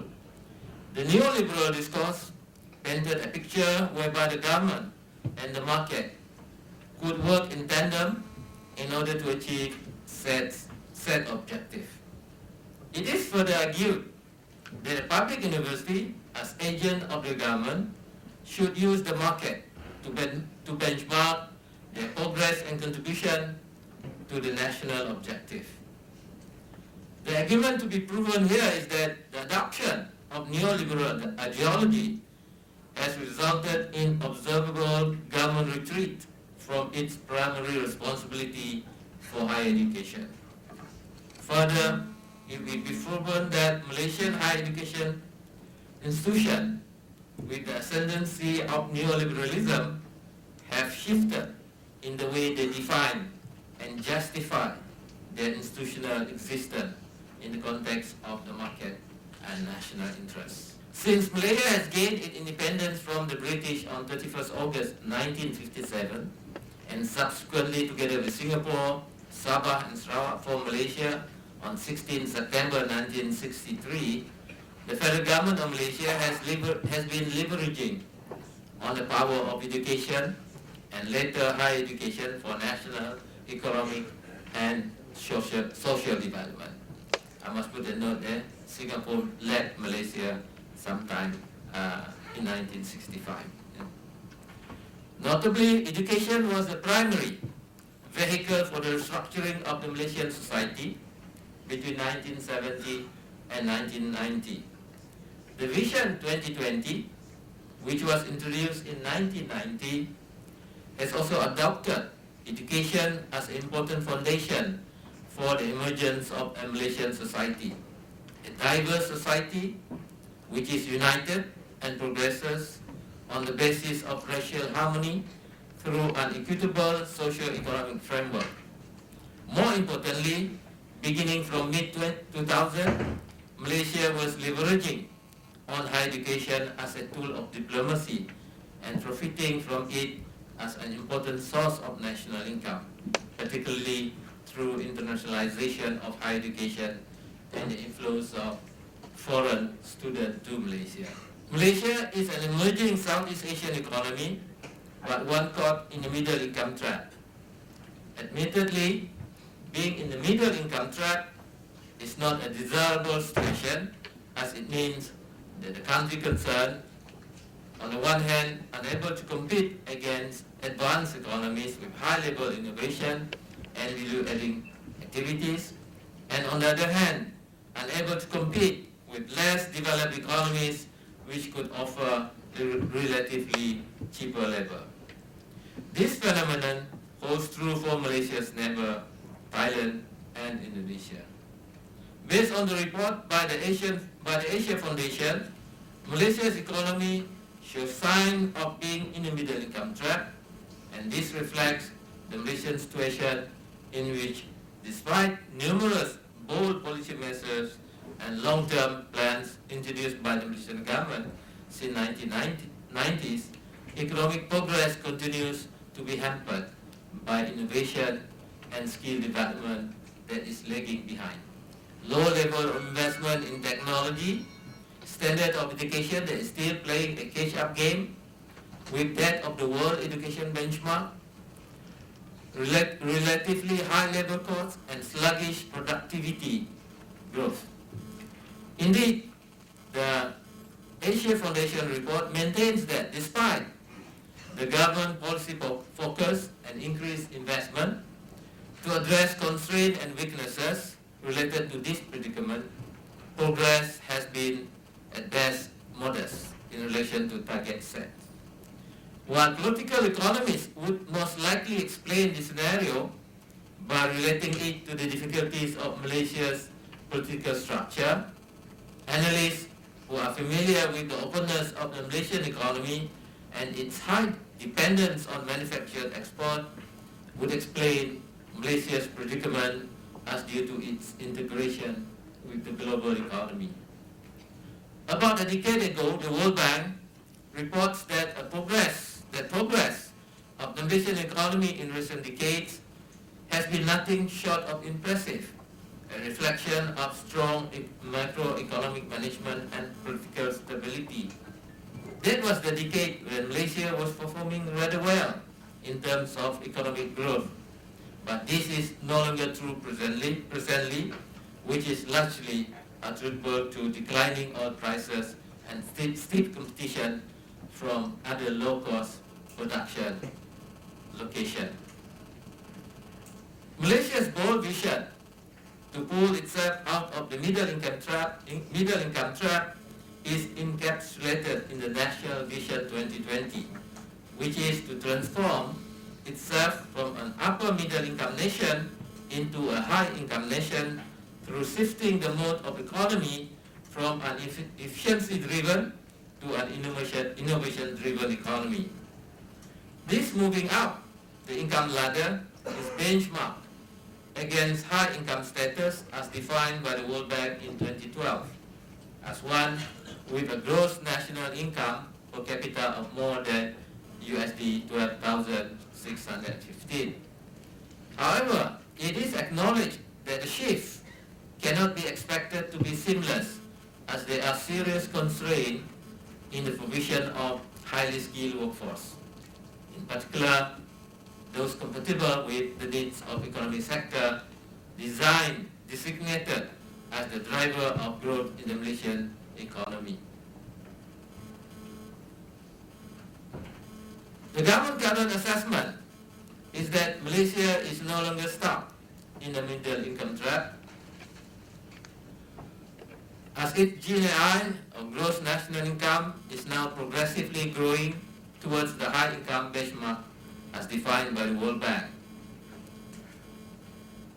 COC 2016, quoting government sources, reported that this favorable situation is attributable to the positive development from the various reforms undertaken via the multi-year economic transformation program. Despite the difficult national and global economic climate, it is reported that Malaysia's GNI at USD 10,570 per capita in 2015 is now only 15% away from the high income economy benchmark of USD 12,475 per capita, and factored in its published historical global inflation rate of 2% until 2020. The gap of 33% between Malaysia's GNI of USD 8,280 per capita in 2010 and the then high income economy threshold of USD 12,276 per capita was closing up. But the considerable gap before 2010 and the difficulty in closing this gap for many years led many economists and financial experts to conclude that Malaysia is still stuck in a middle income trap and would not be able to become a high income nation by 2020 unless Malaysia could unstuck. With oil prices coming down, getting unstuck would be pretty difficult at the present time.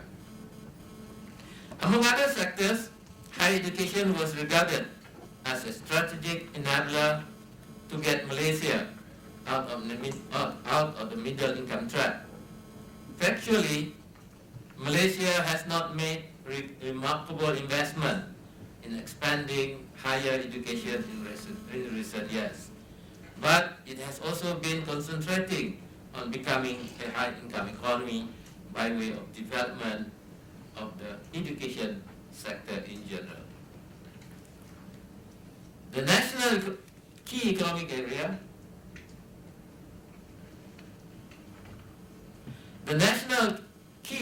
area for instance, seeks to leverage Malaysia's strategic location and accessibility throughout Southeast Asia and sound infrastructure to make the country a regional education hub.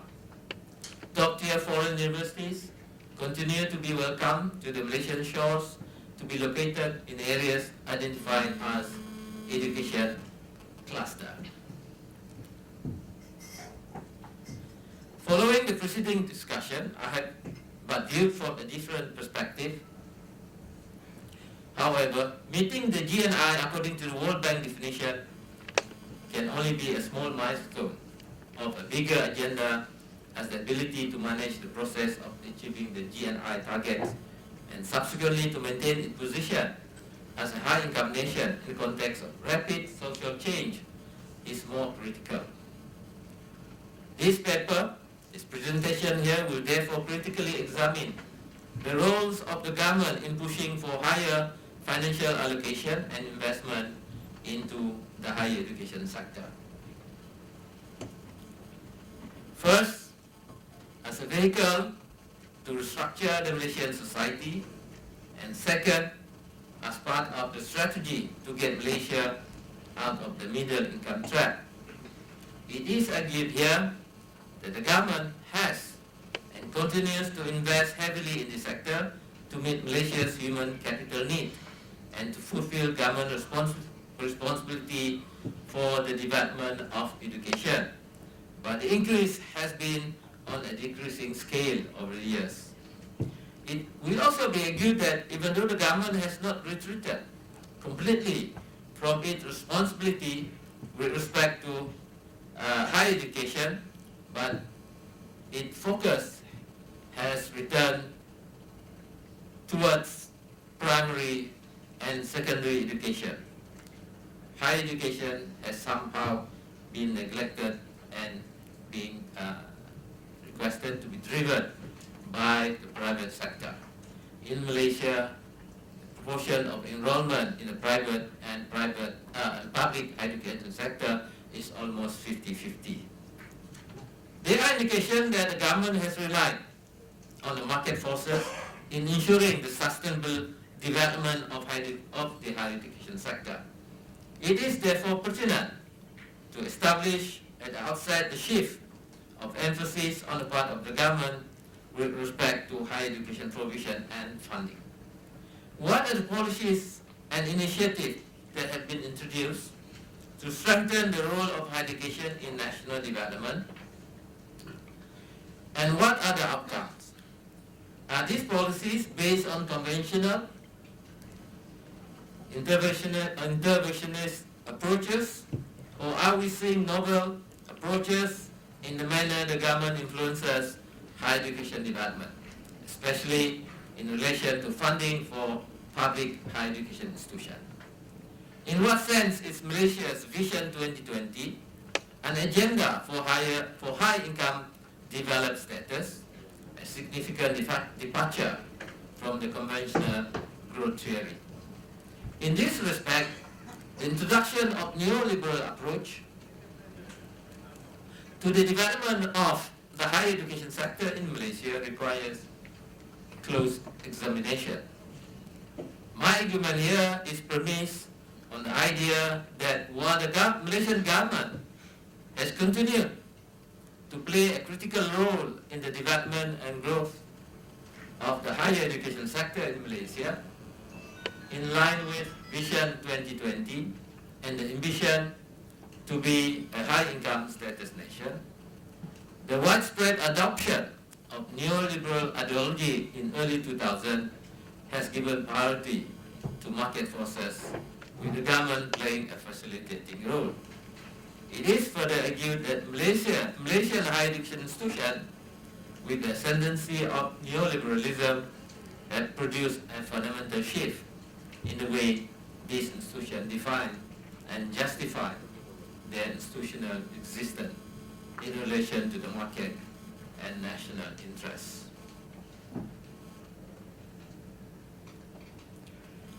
Mainstream economic theory is evolving and evolving at a rapid pace.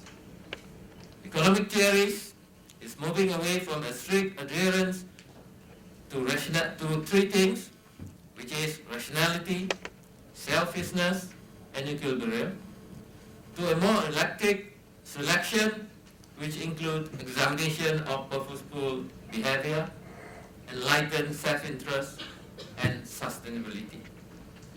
Indeed, the old established economic orthodoxy based on notion of rational utility maximization, perfect information, stable preference, and market equilibrium is being heavily contested by various new research programs such as behavioral economics, experimental economics, and complexity economics.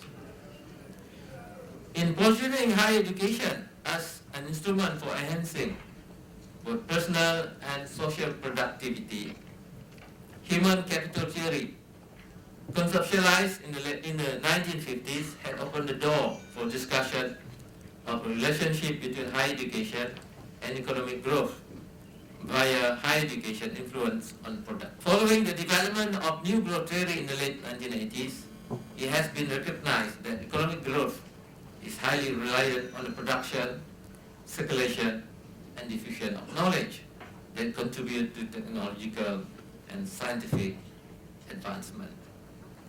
With this theoretical framework, knowledge is significant because of its correlation to economic growth, and unlike other commodities, it does not have diminishing return and is non-rivalry, as one can have more of it without others having less.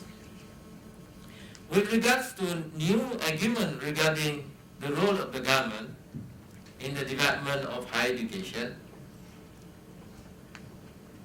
Olson and Peters, 2005, argue that whereas classical liberalism represents a negative conception of state power, in that the individual was taken as an object to be freed from the intervention of the state, neoliberalism, on the contrary, represents a positive conception of the state's role in creating the appropriate market by providing the conducive condition, laws, and institutions necessary for its operation. Gilroy 2002 also warns that one consequence is that insofar as higher education is concerned, civic discourse has given way to the language of commercialism, privatization, and deregulation. In addition, individual and social agencies are now defined largely through market-driven notion of individualism, competition, and consumption. So in terms of human capital desired, particularly in the more developed economies, classical liberalism characterized the individual as having autonomous human nature and exercise freedom. In neoliberalism, the state seeks to create individuals who are enterprising and competitive entrepreneurs, with the state facilitating the production of such individuals via higher education. It is a challenge to shift from classical economics to neoliberalism in emerging economies such as Malaysia, especially in the manner the government deals with human capital. The Malaysian government, to a great extent, has been curtailing autonomous human nature and academic freedom. So there is some kind of conflict between what we understand by neoliberalism and how the government tried to put in place neoliberalism minus academic freedom, minus autonomous human nature and development. In the knowledge-based economy, it is argued that education makes an indispensable contribution to economic productivity by disseminating knowledge, developing research capacity, enhancing creativity, teaching high-order thinking skills, and providing adequate grounding in science and technology to the mass, all which are prerequisites for the production of enterprising and competitive entrepreneur. Komarov and Komarov, 2001, argued that neoliberalism works to displace political sovereignty with the sovereignty of the market, as if the latter had a mind and morality of its own. Europe, on the other hand, following a principle of neoliberalism, indicated that politics are market-driven and the claims of democratic citizenship are subordinated to market values. Crucially, in the context of higher education and the role of the government, Government 201 observed the manner the private overcomes the public by a private interest and pursuit. Following the preceding discussion, the roles of government in development of higher education in Malaysia are necessarily focused on two major areas: providing resources and creating the conducive environment for the development of higher education within the context of a shifting philosophy from state centrism to neoliberalism with Vision 2020 as the guiding principle. With reference to productivity, the role of the government is a contested terrain in the discussion on finding ways out of the middle income trap. The World Bank, in its Malaysia's Monitor report, recommends a much restrained government intervention approach in the Malaysian economy. Nonetheless, the Malaysian Economic Planning Unit of the Prime Minister's Department, through its 5-year Malaysian plans, has been constantly presenting an inclination toward government intervention in supporting productivity development. The role of the government in pushing education is a case in point here.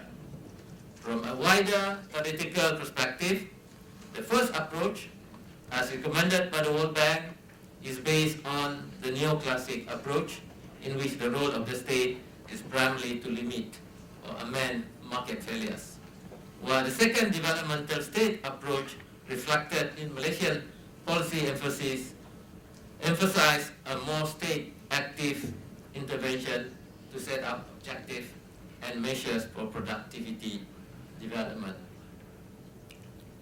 It is important to note that neoliberalism approach, as proffered by the World Bank to Malaysia in their report on knowledge economy and the Malaysian higher education sector, was quickly adopted in the National Higher Education Strategic Plan 2007 and the Malaysian Blueprint the 10 Malaysia Plan 2010-2015. The ever-increasing deficit budget of the government has also in part prompted the government to adopt a different approach towards national economic development. But the idea that education as a means to increase economic productivity can easily come into conflict with other key educational goals, such as producing holistic graduates with a well-balanced mix of skills, competencies, and spirituality. This is clearly demonstrated in the current Malaysian Education Blueprint 2015 to 2025.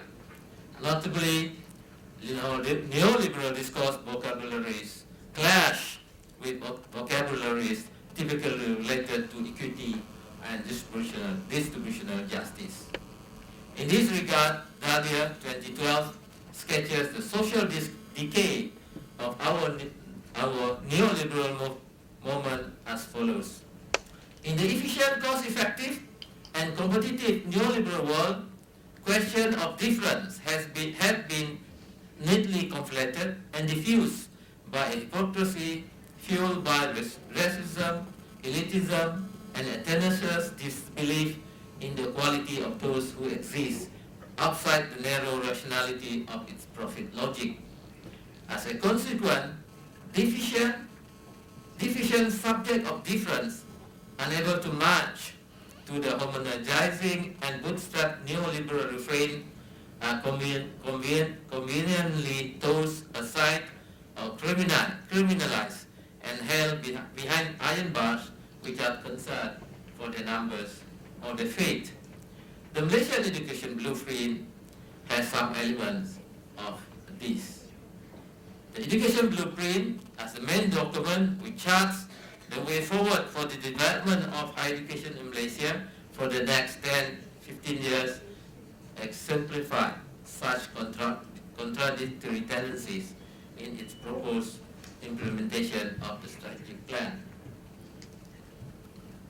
In recent decades, Malaysia has been transforming its economy from one based on mass production and relatively unskilled labor to one based on knowledge, creativity, and high productivity, and a shift from state centrism to one that is based on the market.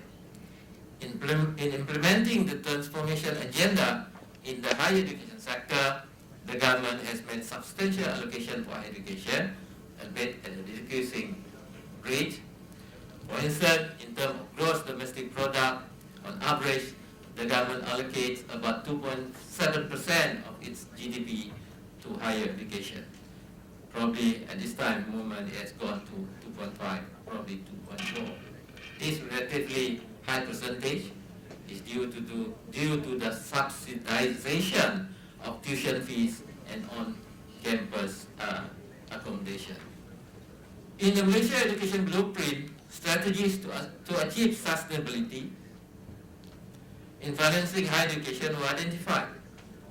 These strategies focus on financial sustainability of the higher education system, and in particular, higher education institutions stand apart from the contradiction, where the need to trim government spending runs smack into the fact that more education equals better employment chances, and significantly boosts financial returns over an individual lifetime. Public universities in Malaysia have to diversify their sources of income in order to be financially sustainable and reduce their reliance on the government funding. Corporatization and corporate culture with limited autonomy based on state regulation or state limited autonomy is the rule of the day in the context of Malaysia. In response to increasing demand for education and the changing higher education landscape, the state has introduced and amended several legislation. The Education Act, the Private Education Act was introduced, the National Council for Higher Education was introduced, the National Accreditation Board, a precursor of the Malaysian Qualification Agency, and the University Colleges Act were all amended with the idea of autonomy, but in real effect, it is a rather limited autonomy. In the Malaysian case, we used to believe it's an autonomy with no money or auto no money. That's what we believe in the case of Malaysia. Giving autonomy with no money, asking universities to search for their own money. The Higher Education Initiative, as I indicated earlier, do not lack sources of inspiration. We have many countries in Southeast Asia, in East Asia, that have shown that they can do it, and based on this, the Malaysian government has indicated the strategic intent. The strategic intent for the Malaysian government is based on the assumption that increased competition will improve quality in the provision and delivery of higher education system. A major argument within neoliberalism discourse, that is competition within higher education institutions.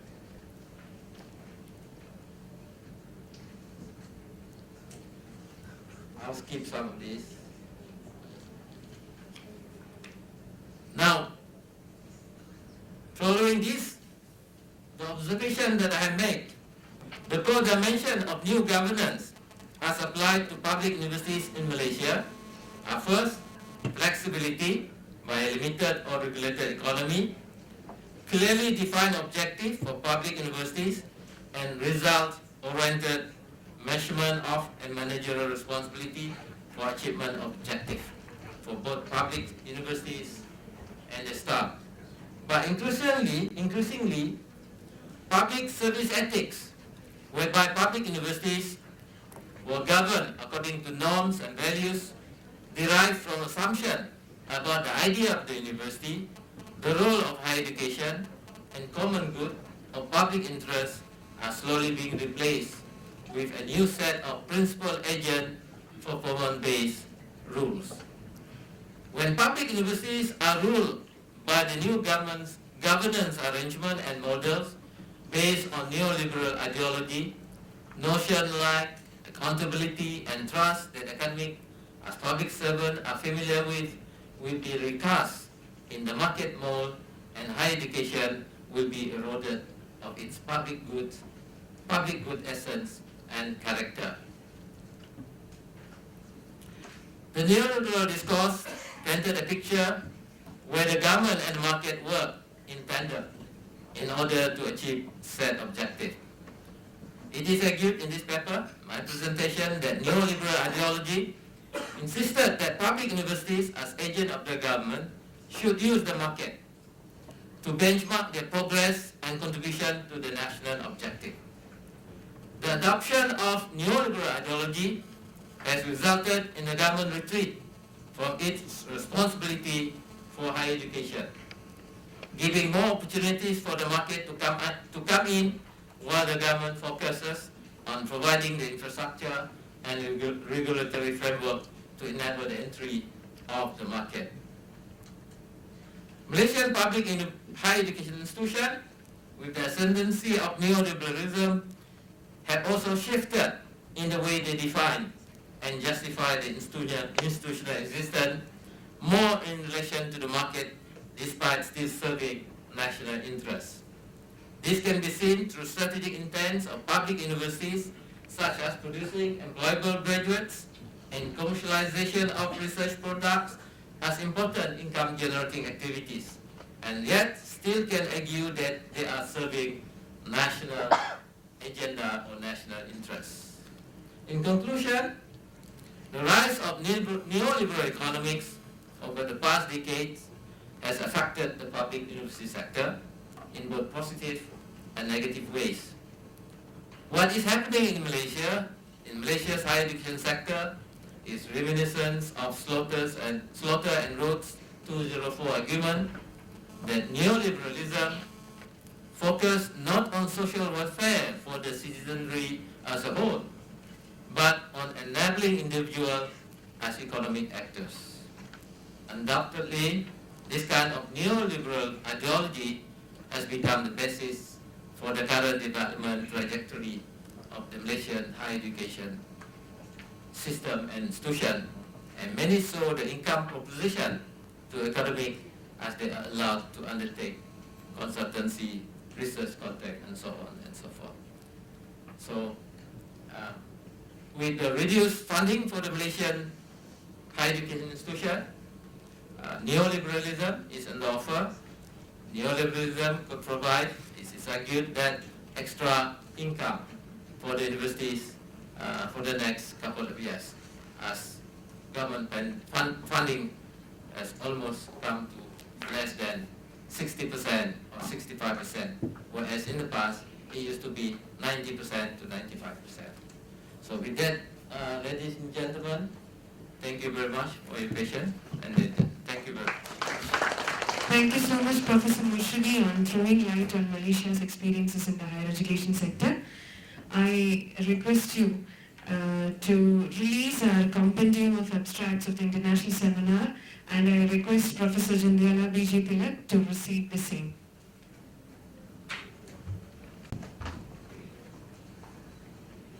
So you can release it and then hand it over to Professor J.B.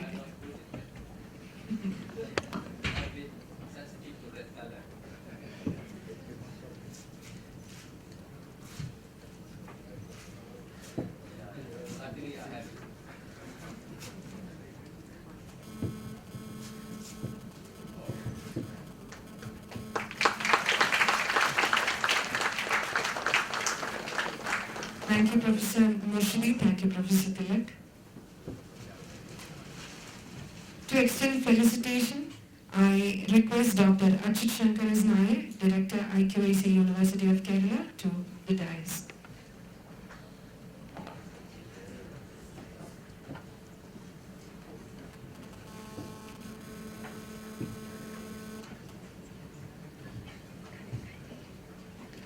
Very good afternoon to one and all. I'm very happy to be here on the dais and share a few words with you in the way of felicitations. Very happy to see here a very eminent scholar, a national figure, Professor Tilak, as well as an eminent professor from Malaysia, Professor Dato Murshidi Sirat, my colleagues from the Department of Economics, Professor Abdul Salim and Sri Siddiq, and fellow participants of this international seminar. As a director of the Quality Assurance Cell of the Kerala University, I must say I'm very, very glad that this seminar includes in its umbrella the issue of quality as well. I was just wondering about the interdisciplinary perspectives that people hold, or disciplinary perspectives that people hold. Here you see an economics department talking about education. Perhaps the notion is that it is the economics angle that really finally decides how the sector works. Likewise, other disciplines may have their own perspectives. The chemistry person might think that everything boils down to chemistry. Even wars boil down to chemistry. It must be some adrenaline rush of somebody in some corner of the world that triggered World War. And people in the humanities field, they might think that it's value that really matters, and almost everything can be analyzed in sense of value. I recall the words of Gandhi. Well, I would put it in slightly more amusing way, that in India we have this tradition, I would like to say I don't believe in it, but tradition that, a belief that our future is decided by Navagrahas, the 9 planets.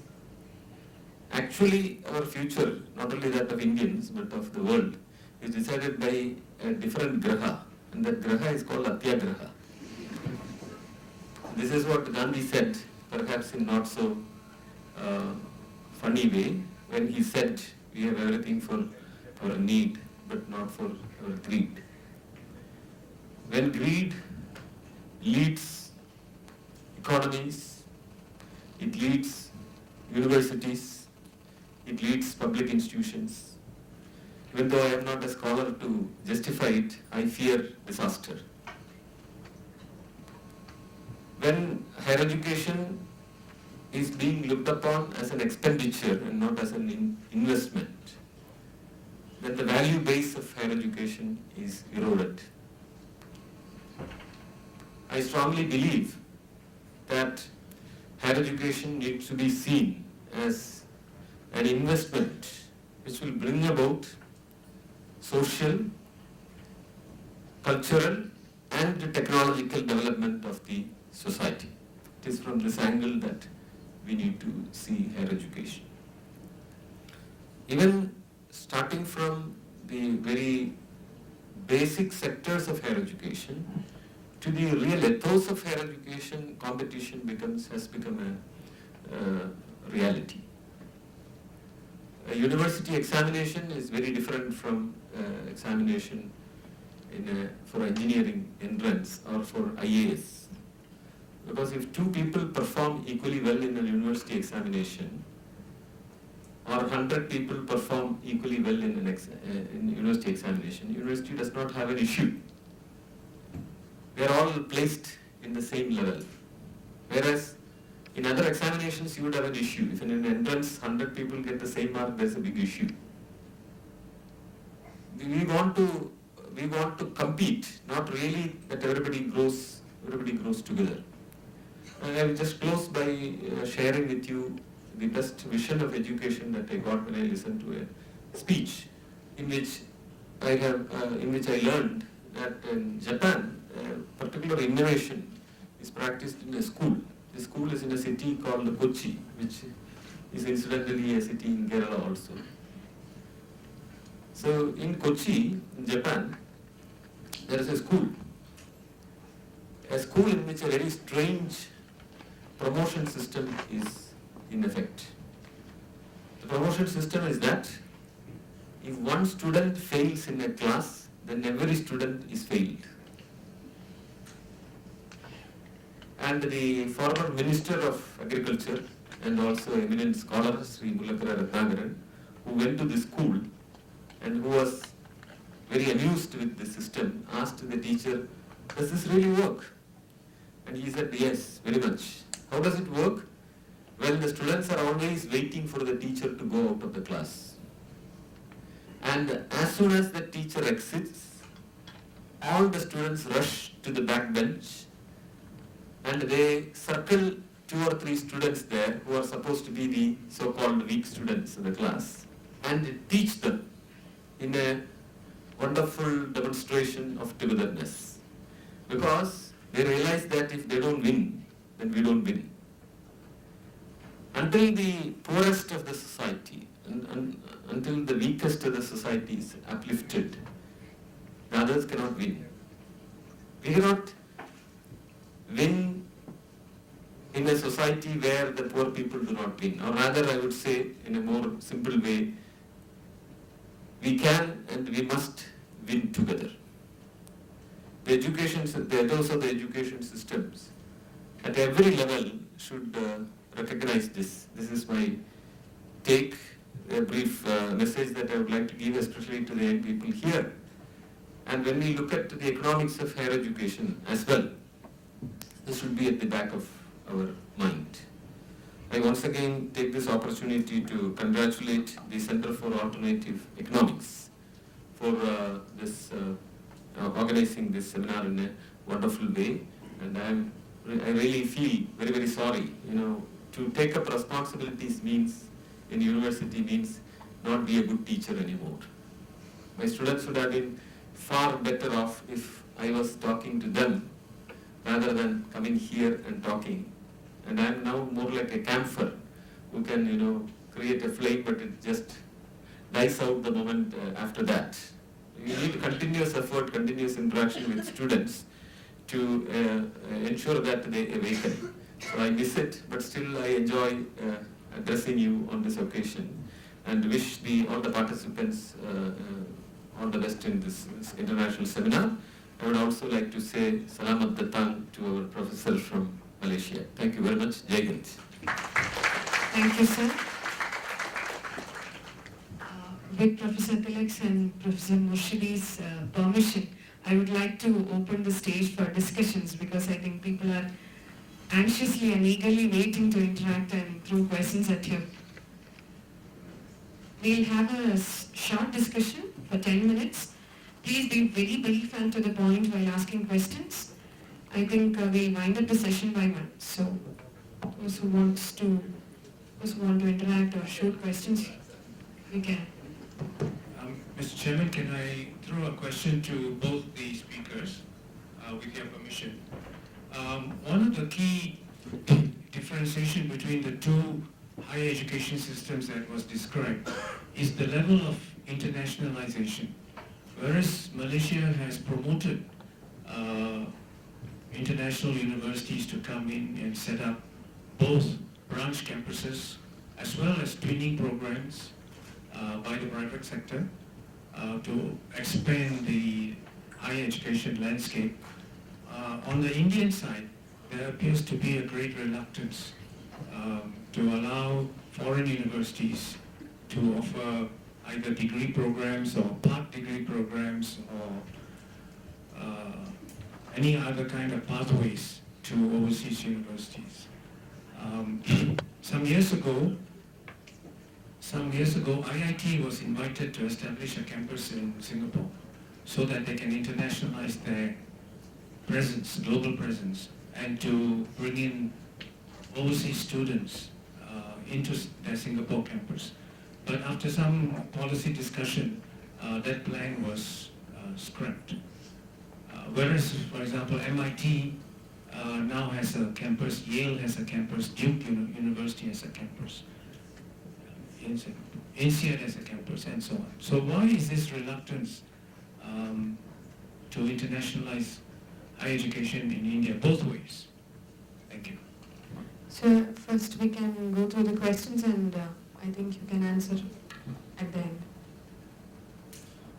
I have a question to Professor Dilip. So when we compare the economic growth and human development of India since the independence, we see that India has been following a vicious circle, that is low economic growth and low human development. And now, in the last decade, we saw that we have an economic growth lopsided pattern, that is economic growth is picking up whereas human development is still very worse. And that it happens after 60 years of planned development and education being one important component of human development. Do you think that India can move towards a virtuous circle of growth where we will have both high economic growth and high human development? This is because empirically we have seen that those countries which are following economic growth lopsided path finally turns back to vicious circle of having again low economic growth and low human development. So what is your prediction if you go by the same policies? Excuse me, sir. The mics are working, so. Good afternoon, sir. My question is actually to Professor Murshidi. Sir, actually you focused on the education pattern of Malaysia in your presentation altogether. So my doubt is whether actually this problem of higher education which you focused on your presentation is applicable to other emerging economies, because emerging economies means they have different characteristics, both quantitative and qualitative. So can the presentation which you put forward, the suggestions, the sustainable development be set as a common parity, or if changes are necessary for sustaining, what are the possible changes that you suggest? So thank you, sir. Sir, the public education in India is not providing adequate quality to students, especially in the primary and secondary level. Majority of the students in the primary and secondary level in the private public schools in India are not able to do arithmetic or basic English. So, in such a situation, they won't be able to be competed for their higher education. They will not get into good institutions. And the present approach in India is actually to focus on quantity and curriculum completion rather than improving the quality. Even in the Right to Education Act, they give emphasis on completing the curriculum. Isn't this approach creating an educational inequality where poor who have more access to public education do not get quality and cannot end up in good institutions of the country, or even can't enter the higher education system?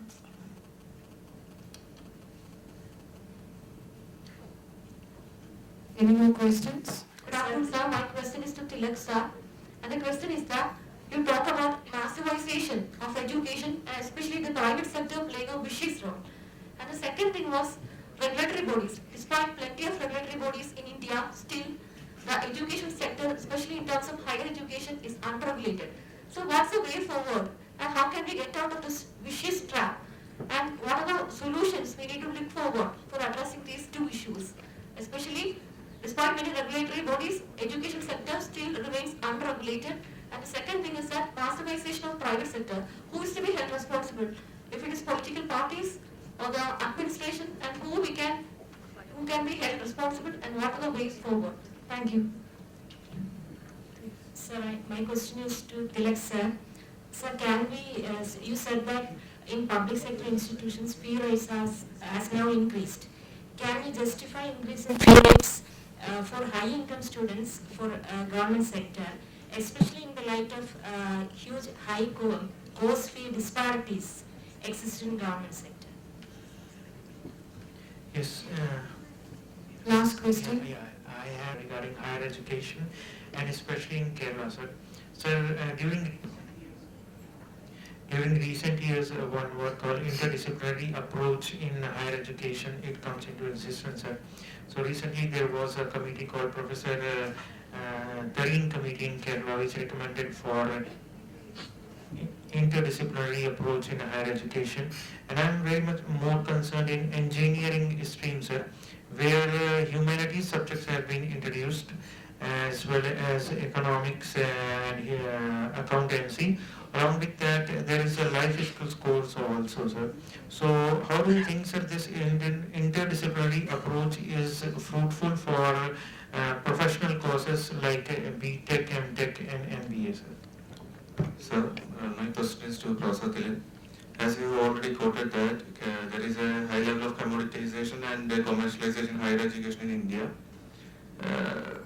What is your belief? Whether the government should provide higher education or whether the government should actively regulate private education, or both, as a regulator and provider of education? Thank you, sir. I think that will be the last question. Professor. Thank you. Regarding internationalization, in the case of Malaysia, we have a policy for internationalization. When we started this policy, it's about exposure among Malaysian students to what's going on overseas.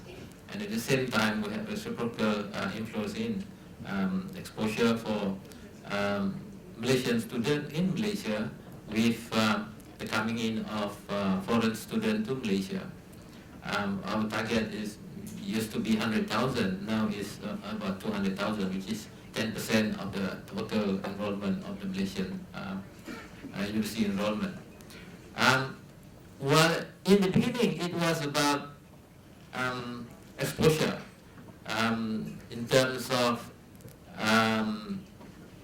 knowing what's going on in the world for Malaysian and for others who come to Malaysia. When I was at the Ministry of Higher Education, we developed this program called Malaysia's Global Reach, in which we use higher education and internationalization as a form of soft power, our engagement with the world. But increasingly, internationalization has been seen as a revenue for the government. When you have international students, obviously they bring in tuition fees, expenditures, whatever. So over the years, internationalization has been seen as an income proposition for institution and the Malaysian government. If you look at the history of the Malaysian higher education, rightly, we were the first to develop this twinning program in the form of 4+0, 3+1, and now we're having 2+2 and so on and so forth with the Australian and the US institution at that time. So the use and misuse of internationalization is very clear at the moment in terms of the development of higher education in Malaysia. We have no less than 6 campuses of international universities. The recent one we had is one from China, so which is, to me, it's not a very good proposition. If I look at it this way, it is a Chinese university picking in all the Chinese students in Malaysia and in China who cannot enter public university. So the university will become a more, what do you call it, one ethnic or one racial group university. Whereas if they go to a normal private university, which take in the Chinese educated student, the Malaysian educated student, and all other students from all over the world, then there will be a good mixture of student population. But the new university that we have from China, Xinjiang University, will be mostly one ethnic group university, which is against what we believe in, what internationalization is all about. This is the problem. Compared to if you have Curtin, Monash, or Swinburne, and a few others, Nottingham, and they're all very open, a mixed group of student groups. But this university that's coming in from China, they'll be reflective of one group, basically, because they get this for that group. And that is the bad thing of internationalization. It is against what internationalization of higher education should be. Now, emerging economies, second question. I move to the second question because I got only 2, you have few. Yeah, no. Indonesia, Thailand, as long as you are exposed to World Bank, you will have the same kind of proposition. You will have the same kind of recipe, you will have the same kind of ways to move forward. We did work for Cambodia and Laos for the World Bank. Cambodia, it was World Bank. Laos, it was for Asian Development Bank. While there are socialist central market planning before this, yeah, they were. Now they are market element. They are coming in slowly with the idea of privatization. They suddenly have so many private universities. Yes, Professor Bagis, am I right? Yes, privatization has become a norm for this university. So it's not investment in public universities, but allowing private universities to come in, which is what the World Bank wants. Obviously, it's not what UNESCO or what IGP wants. It's basically that. So Indonesia, Malaysia, Thailand, Philippines is already too private, and Laos and Cambodia is also creeping up. Give it 10, 15 years, as per Myanmar will be exposed with this kind of characteristic in the emerging economies. So over to you, sir. Thank you very much. In fact, quite a few questions may come up again, and so I don't have to be exhaustive, but let me refer to a couple of issues that were raised. And I put it in a slightly broader context. I say that there is in fact a policy crisis in higher education. There has been absence of public policy, clear public policy in higher education, partly because of the confused state of mind, and we have several dilemmas, what to do, what not to do, etc. We have domestic pressures, we have international pressures, in the democratic system, all kinds of things are quite strong. And internationalization is one particular issue that is subject to these pressures, domestic and international, and confused state of mind. We have officially appointed committees by the Government of India. One committee, which is known as National Knowledge Commission, many people might be knowing, has strongly recommended internationalization to go in a big way, allow foreign universities, go out and set up everywhere. And essentially, in fact, they made quick calculations also and said that yes, we can make a lot of money. We can sell a lot of foreign exchange, also a lot of money for the system. Go for this. Almost at the same time, parallel, there was another committee which I referred to as Paul Committee, which clearly declared this all this. Said nothing doing. You should be highly selective.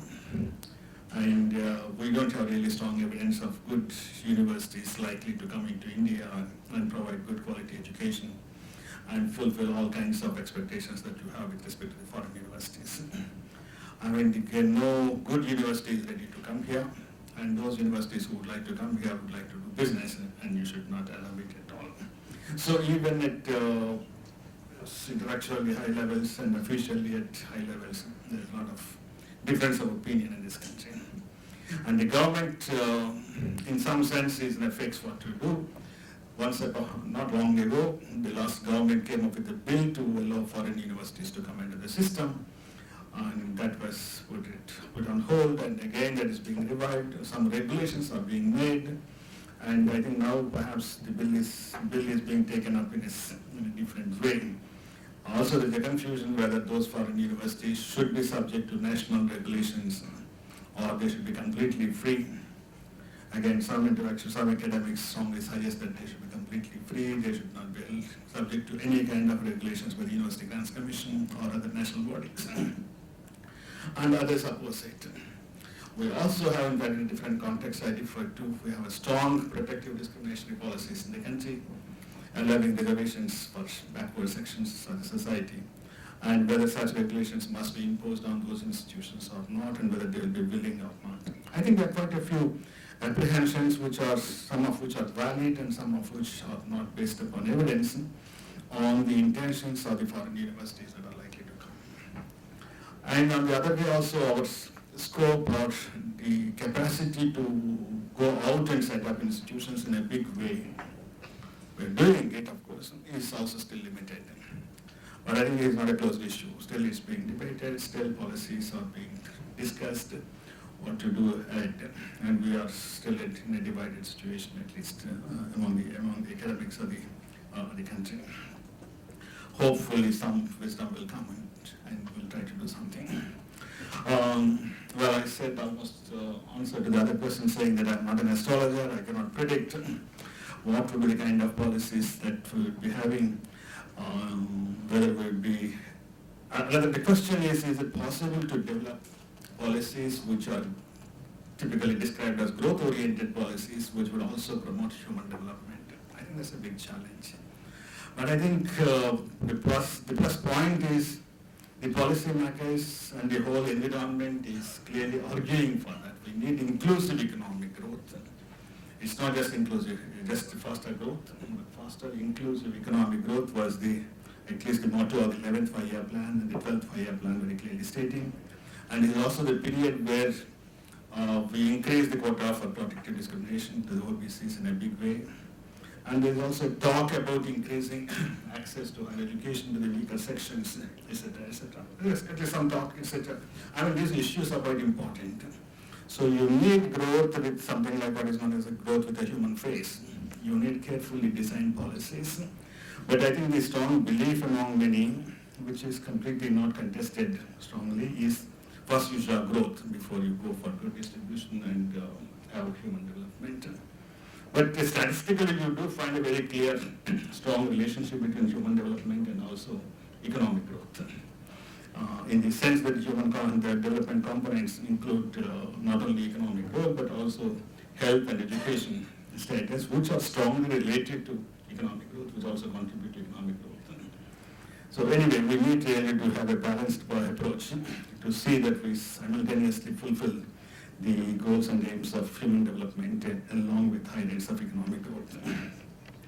With respect to the other couple of questions, I think there is a general perception, widely held perception, which is again partly true, but not necessarily completely based upon empirical good evidence, to say that private schools necessarily do much better than public schools, and our students do not learn anything in the public schools, and if that is the case, what will happen? In the sense that there is good research evidence to show that if you statistically control for the students' background characteristic features, the so-called advantage that you say about private schools doesn't seem to be valid at all. More than that, I would say that the problems that the private schools create in terms of a divisive society would be much more serious than, of course, the cognitive development that you think of it, which is also important. But I think, again, I could say that we are getting increasingly concerned about the need to improve government schools in a big way. I mean, it's perhaps not out of context to say that there is a committee set up by the Government of India very recently, which submitted a report also, focusing on how to improve the government school system. The need to provide good quality environment in the schools with teachers, qualified teachers, infrastructure and other facilities, and with a special focus on to improve the levels of learning of the children, levels of learning in a slightly broader context, not only the textbooks, but also much more than that. Because that's what the private schools do, only focus on the textbooks. But certainly the importance of other aspects of development are also considered to be important. But still, we agree with the point to a great extent that the overall levels of learning in general are not satisfactory, and we have to do really a lot. Now, the problem with respect to the higher education in the country is we have too many regulating bodies, but I said this regulated system, in the sense that the regulating capacity of the government is still under question, is a big question. They are not able to regulate private institutions, which is very, very clear. They are growing on their own number. But to say that they are regulating the public institutions is also not true. They are also not being sufficiently regulated, well-planned and well-regulated. In fact, that relates to several questions of development of higher education. Whether you go for massification, whether you go for private sector expansion, or you go for this. Unless we really have a strong, in fact, that's also many people argue, many people who also favor or find that it's unavoidable to have more and more private institutions given the needs and given the circumstances. They strongly argue to have very strong regulatory mechanisms. Now again, what even the strong regulatory mechanisms, we do not know. We have 16 bodies. And there was a talk at one point of time to close down all the 16 regulating bodies and to have one common body, which was said to have been agreed to some extent at that point of time, but did not go through. But still there is a talk about closing or revamping some of these institutions. But certainly that's an area I think we have to do a lot. I think the last point that I would like to refer to is I think the importance of the interdisciplinary approach. Even though I do not know exactly the committee report that you're referring to in Kerala, that's the context in which I said the Ishpal committee has recommended, which was widely shared, and the opinion was widely shared by many people, that producing graduates in solo disciplines would be really not good for the society. These particularly professional institutions are the kind that were, whether private or even public institutions, are really producing good technocrats, if not robots, but not necessarily good citizens. And we need not only good engineers, good scientists, but also good social thinkers, good philosophers who can understand the society, who have better concerns for the societal development, etc., etc. In that particular context, I think interdisciplinary approach becomes really essential for almost every university. The Ishpal committee has exactly suggested this. Unfortunately, our systems in many areas are solos. You take economics and nothing else. You take engineering and nothing else. But quite a few Western universities, particularly in the United States, they make it almost compulsory that you have to have courses in music, liberal arts, along with engineering and medicine. And Stanford does it, and many other universities do it, perhaps. People know much better about it. I think there is really a lot of value with respect to developing interdisciplinary approach to the higher education systems, and the contribution to the whole higher education system will be quite high. Now, I will not refer to the other issues. I think they'll be coming up again with respect to commoditization, marketization, what's happening, or with respect to fee levels in the other sessions, and other experts will be able to take care of it. Thank you very much. Thank you, Professor Tilak. Thank you, Professor Murshidi. To propose the vote of thanks, I would like to invite Dr. Manju S. Nair, Associate Professor, Department of Economics, University of Kerala. So good afternoon, everybody, respected dignitaries, invited resource persons, dear friends and students. We had a great opportunity listening to eminent experts in the field of higher education, and I would like to express our sincere thanks to all these persons, all these speakers. We had with us our dear and respected Pro Vice Chancellor of the University of Kerala, Dr. Veeramani Kandan, who had always been directing and supporting us in all our activities and who chaired this session. And I would also like to express our sincere thanks to Professor J.B.J. Tilak, Honorable Vice Chancellor, National University of Educational Planning and Administration, who is an internationally reputed education specialist and whom all Indians are proud of, and for coming over here and for delivering this keynote address. And it is interesting to learn that he received the Inspirational Teacher Award, and you have been an inspiration, you have turned an inspiration to all of us in the University of Kerala. So thank you, sir. Thank you from the part of the Inter-University Center for Alternative Economics and the University of Kerala. And thanks also to Professor Dato Murshidi Sirat, Professor and Founding Director, Commonwealth Tertiary Education Facility, Malaysia, who is also Director General of Education, Malaysia, who opened up before us the higher education scenario in the emerging economies, particularly in the case of Malaysia. He was combining both the theoretical arguments and the empirical results. So thank you for taking these efforts to visit University of Kerala. Thank you from the part of the Department of Economics and from the part of Indian University Center for Alternative Economics, University of Kerala. Thank you so much, sir. Now, I would also like to express our thanks to our dear and respected Professor Achyut Shankar sir, who is the Director, Indian University Center for Alternative Economics, who works 24/7 for the betterment of the university. And he made a very short but very intelligent and very understanding speech here. So thanks to Professor Achyut Shankar sir also.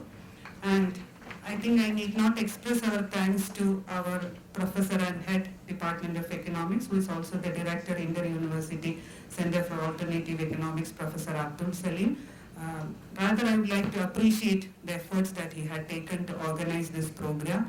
I think for the last 6 months, he had drained all his energy and time for organizing this program. And Siddiq was telling me that he goes home at, he's in the department up to late 1 o'clock or 2 o'clock in the night organizing these programs, and very sincere appreciation from the part of all students and faculty of the Department of Economics, to Professor Abdul, and to all other colleagues, Dr. A.K. Prasad, who is a former head and Dean of Social Sciences, and to my colleagues, Dr. Anita, Mr. Siddiq, and maybe we have a very eminent audience here, Professor N.V. Varghese, Professor Varaprasad, Professor Gangadharan, Professor Radhakrishna Pillai sir, all learned audience here who are going to make their presentations in the coming sessions.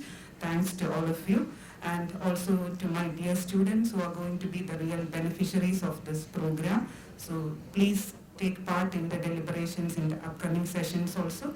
And once again, thank you from the part of Indian University Center and Department of Economics for making this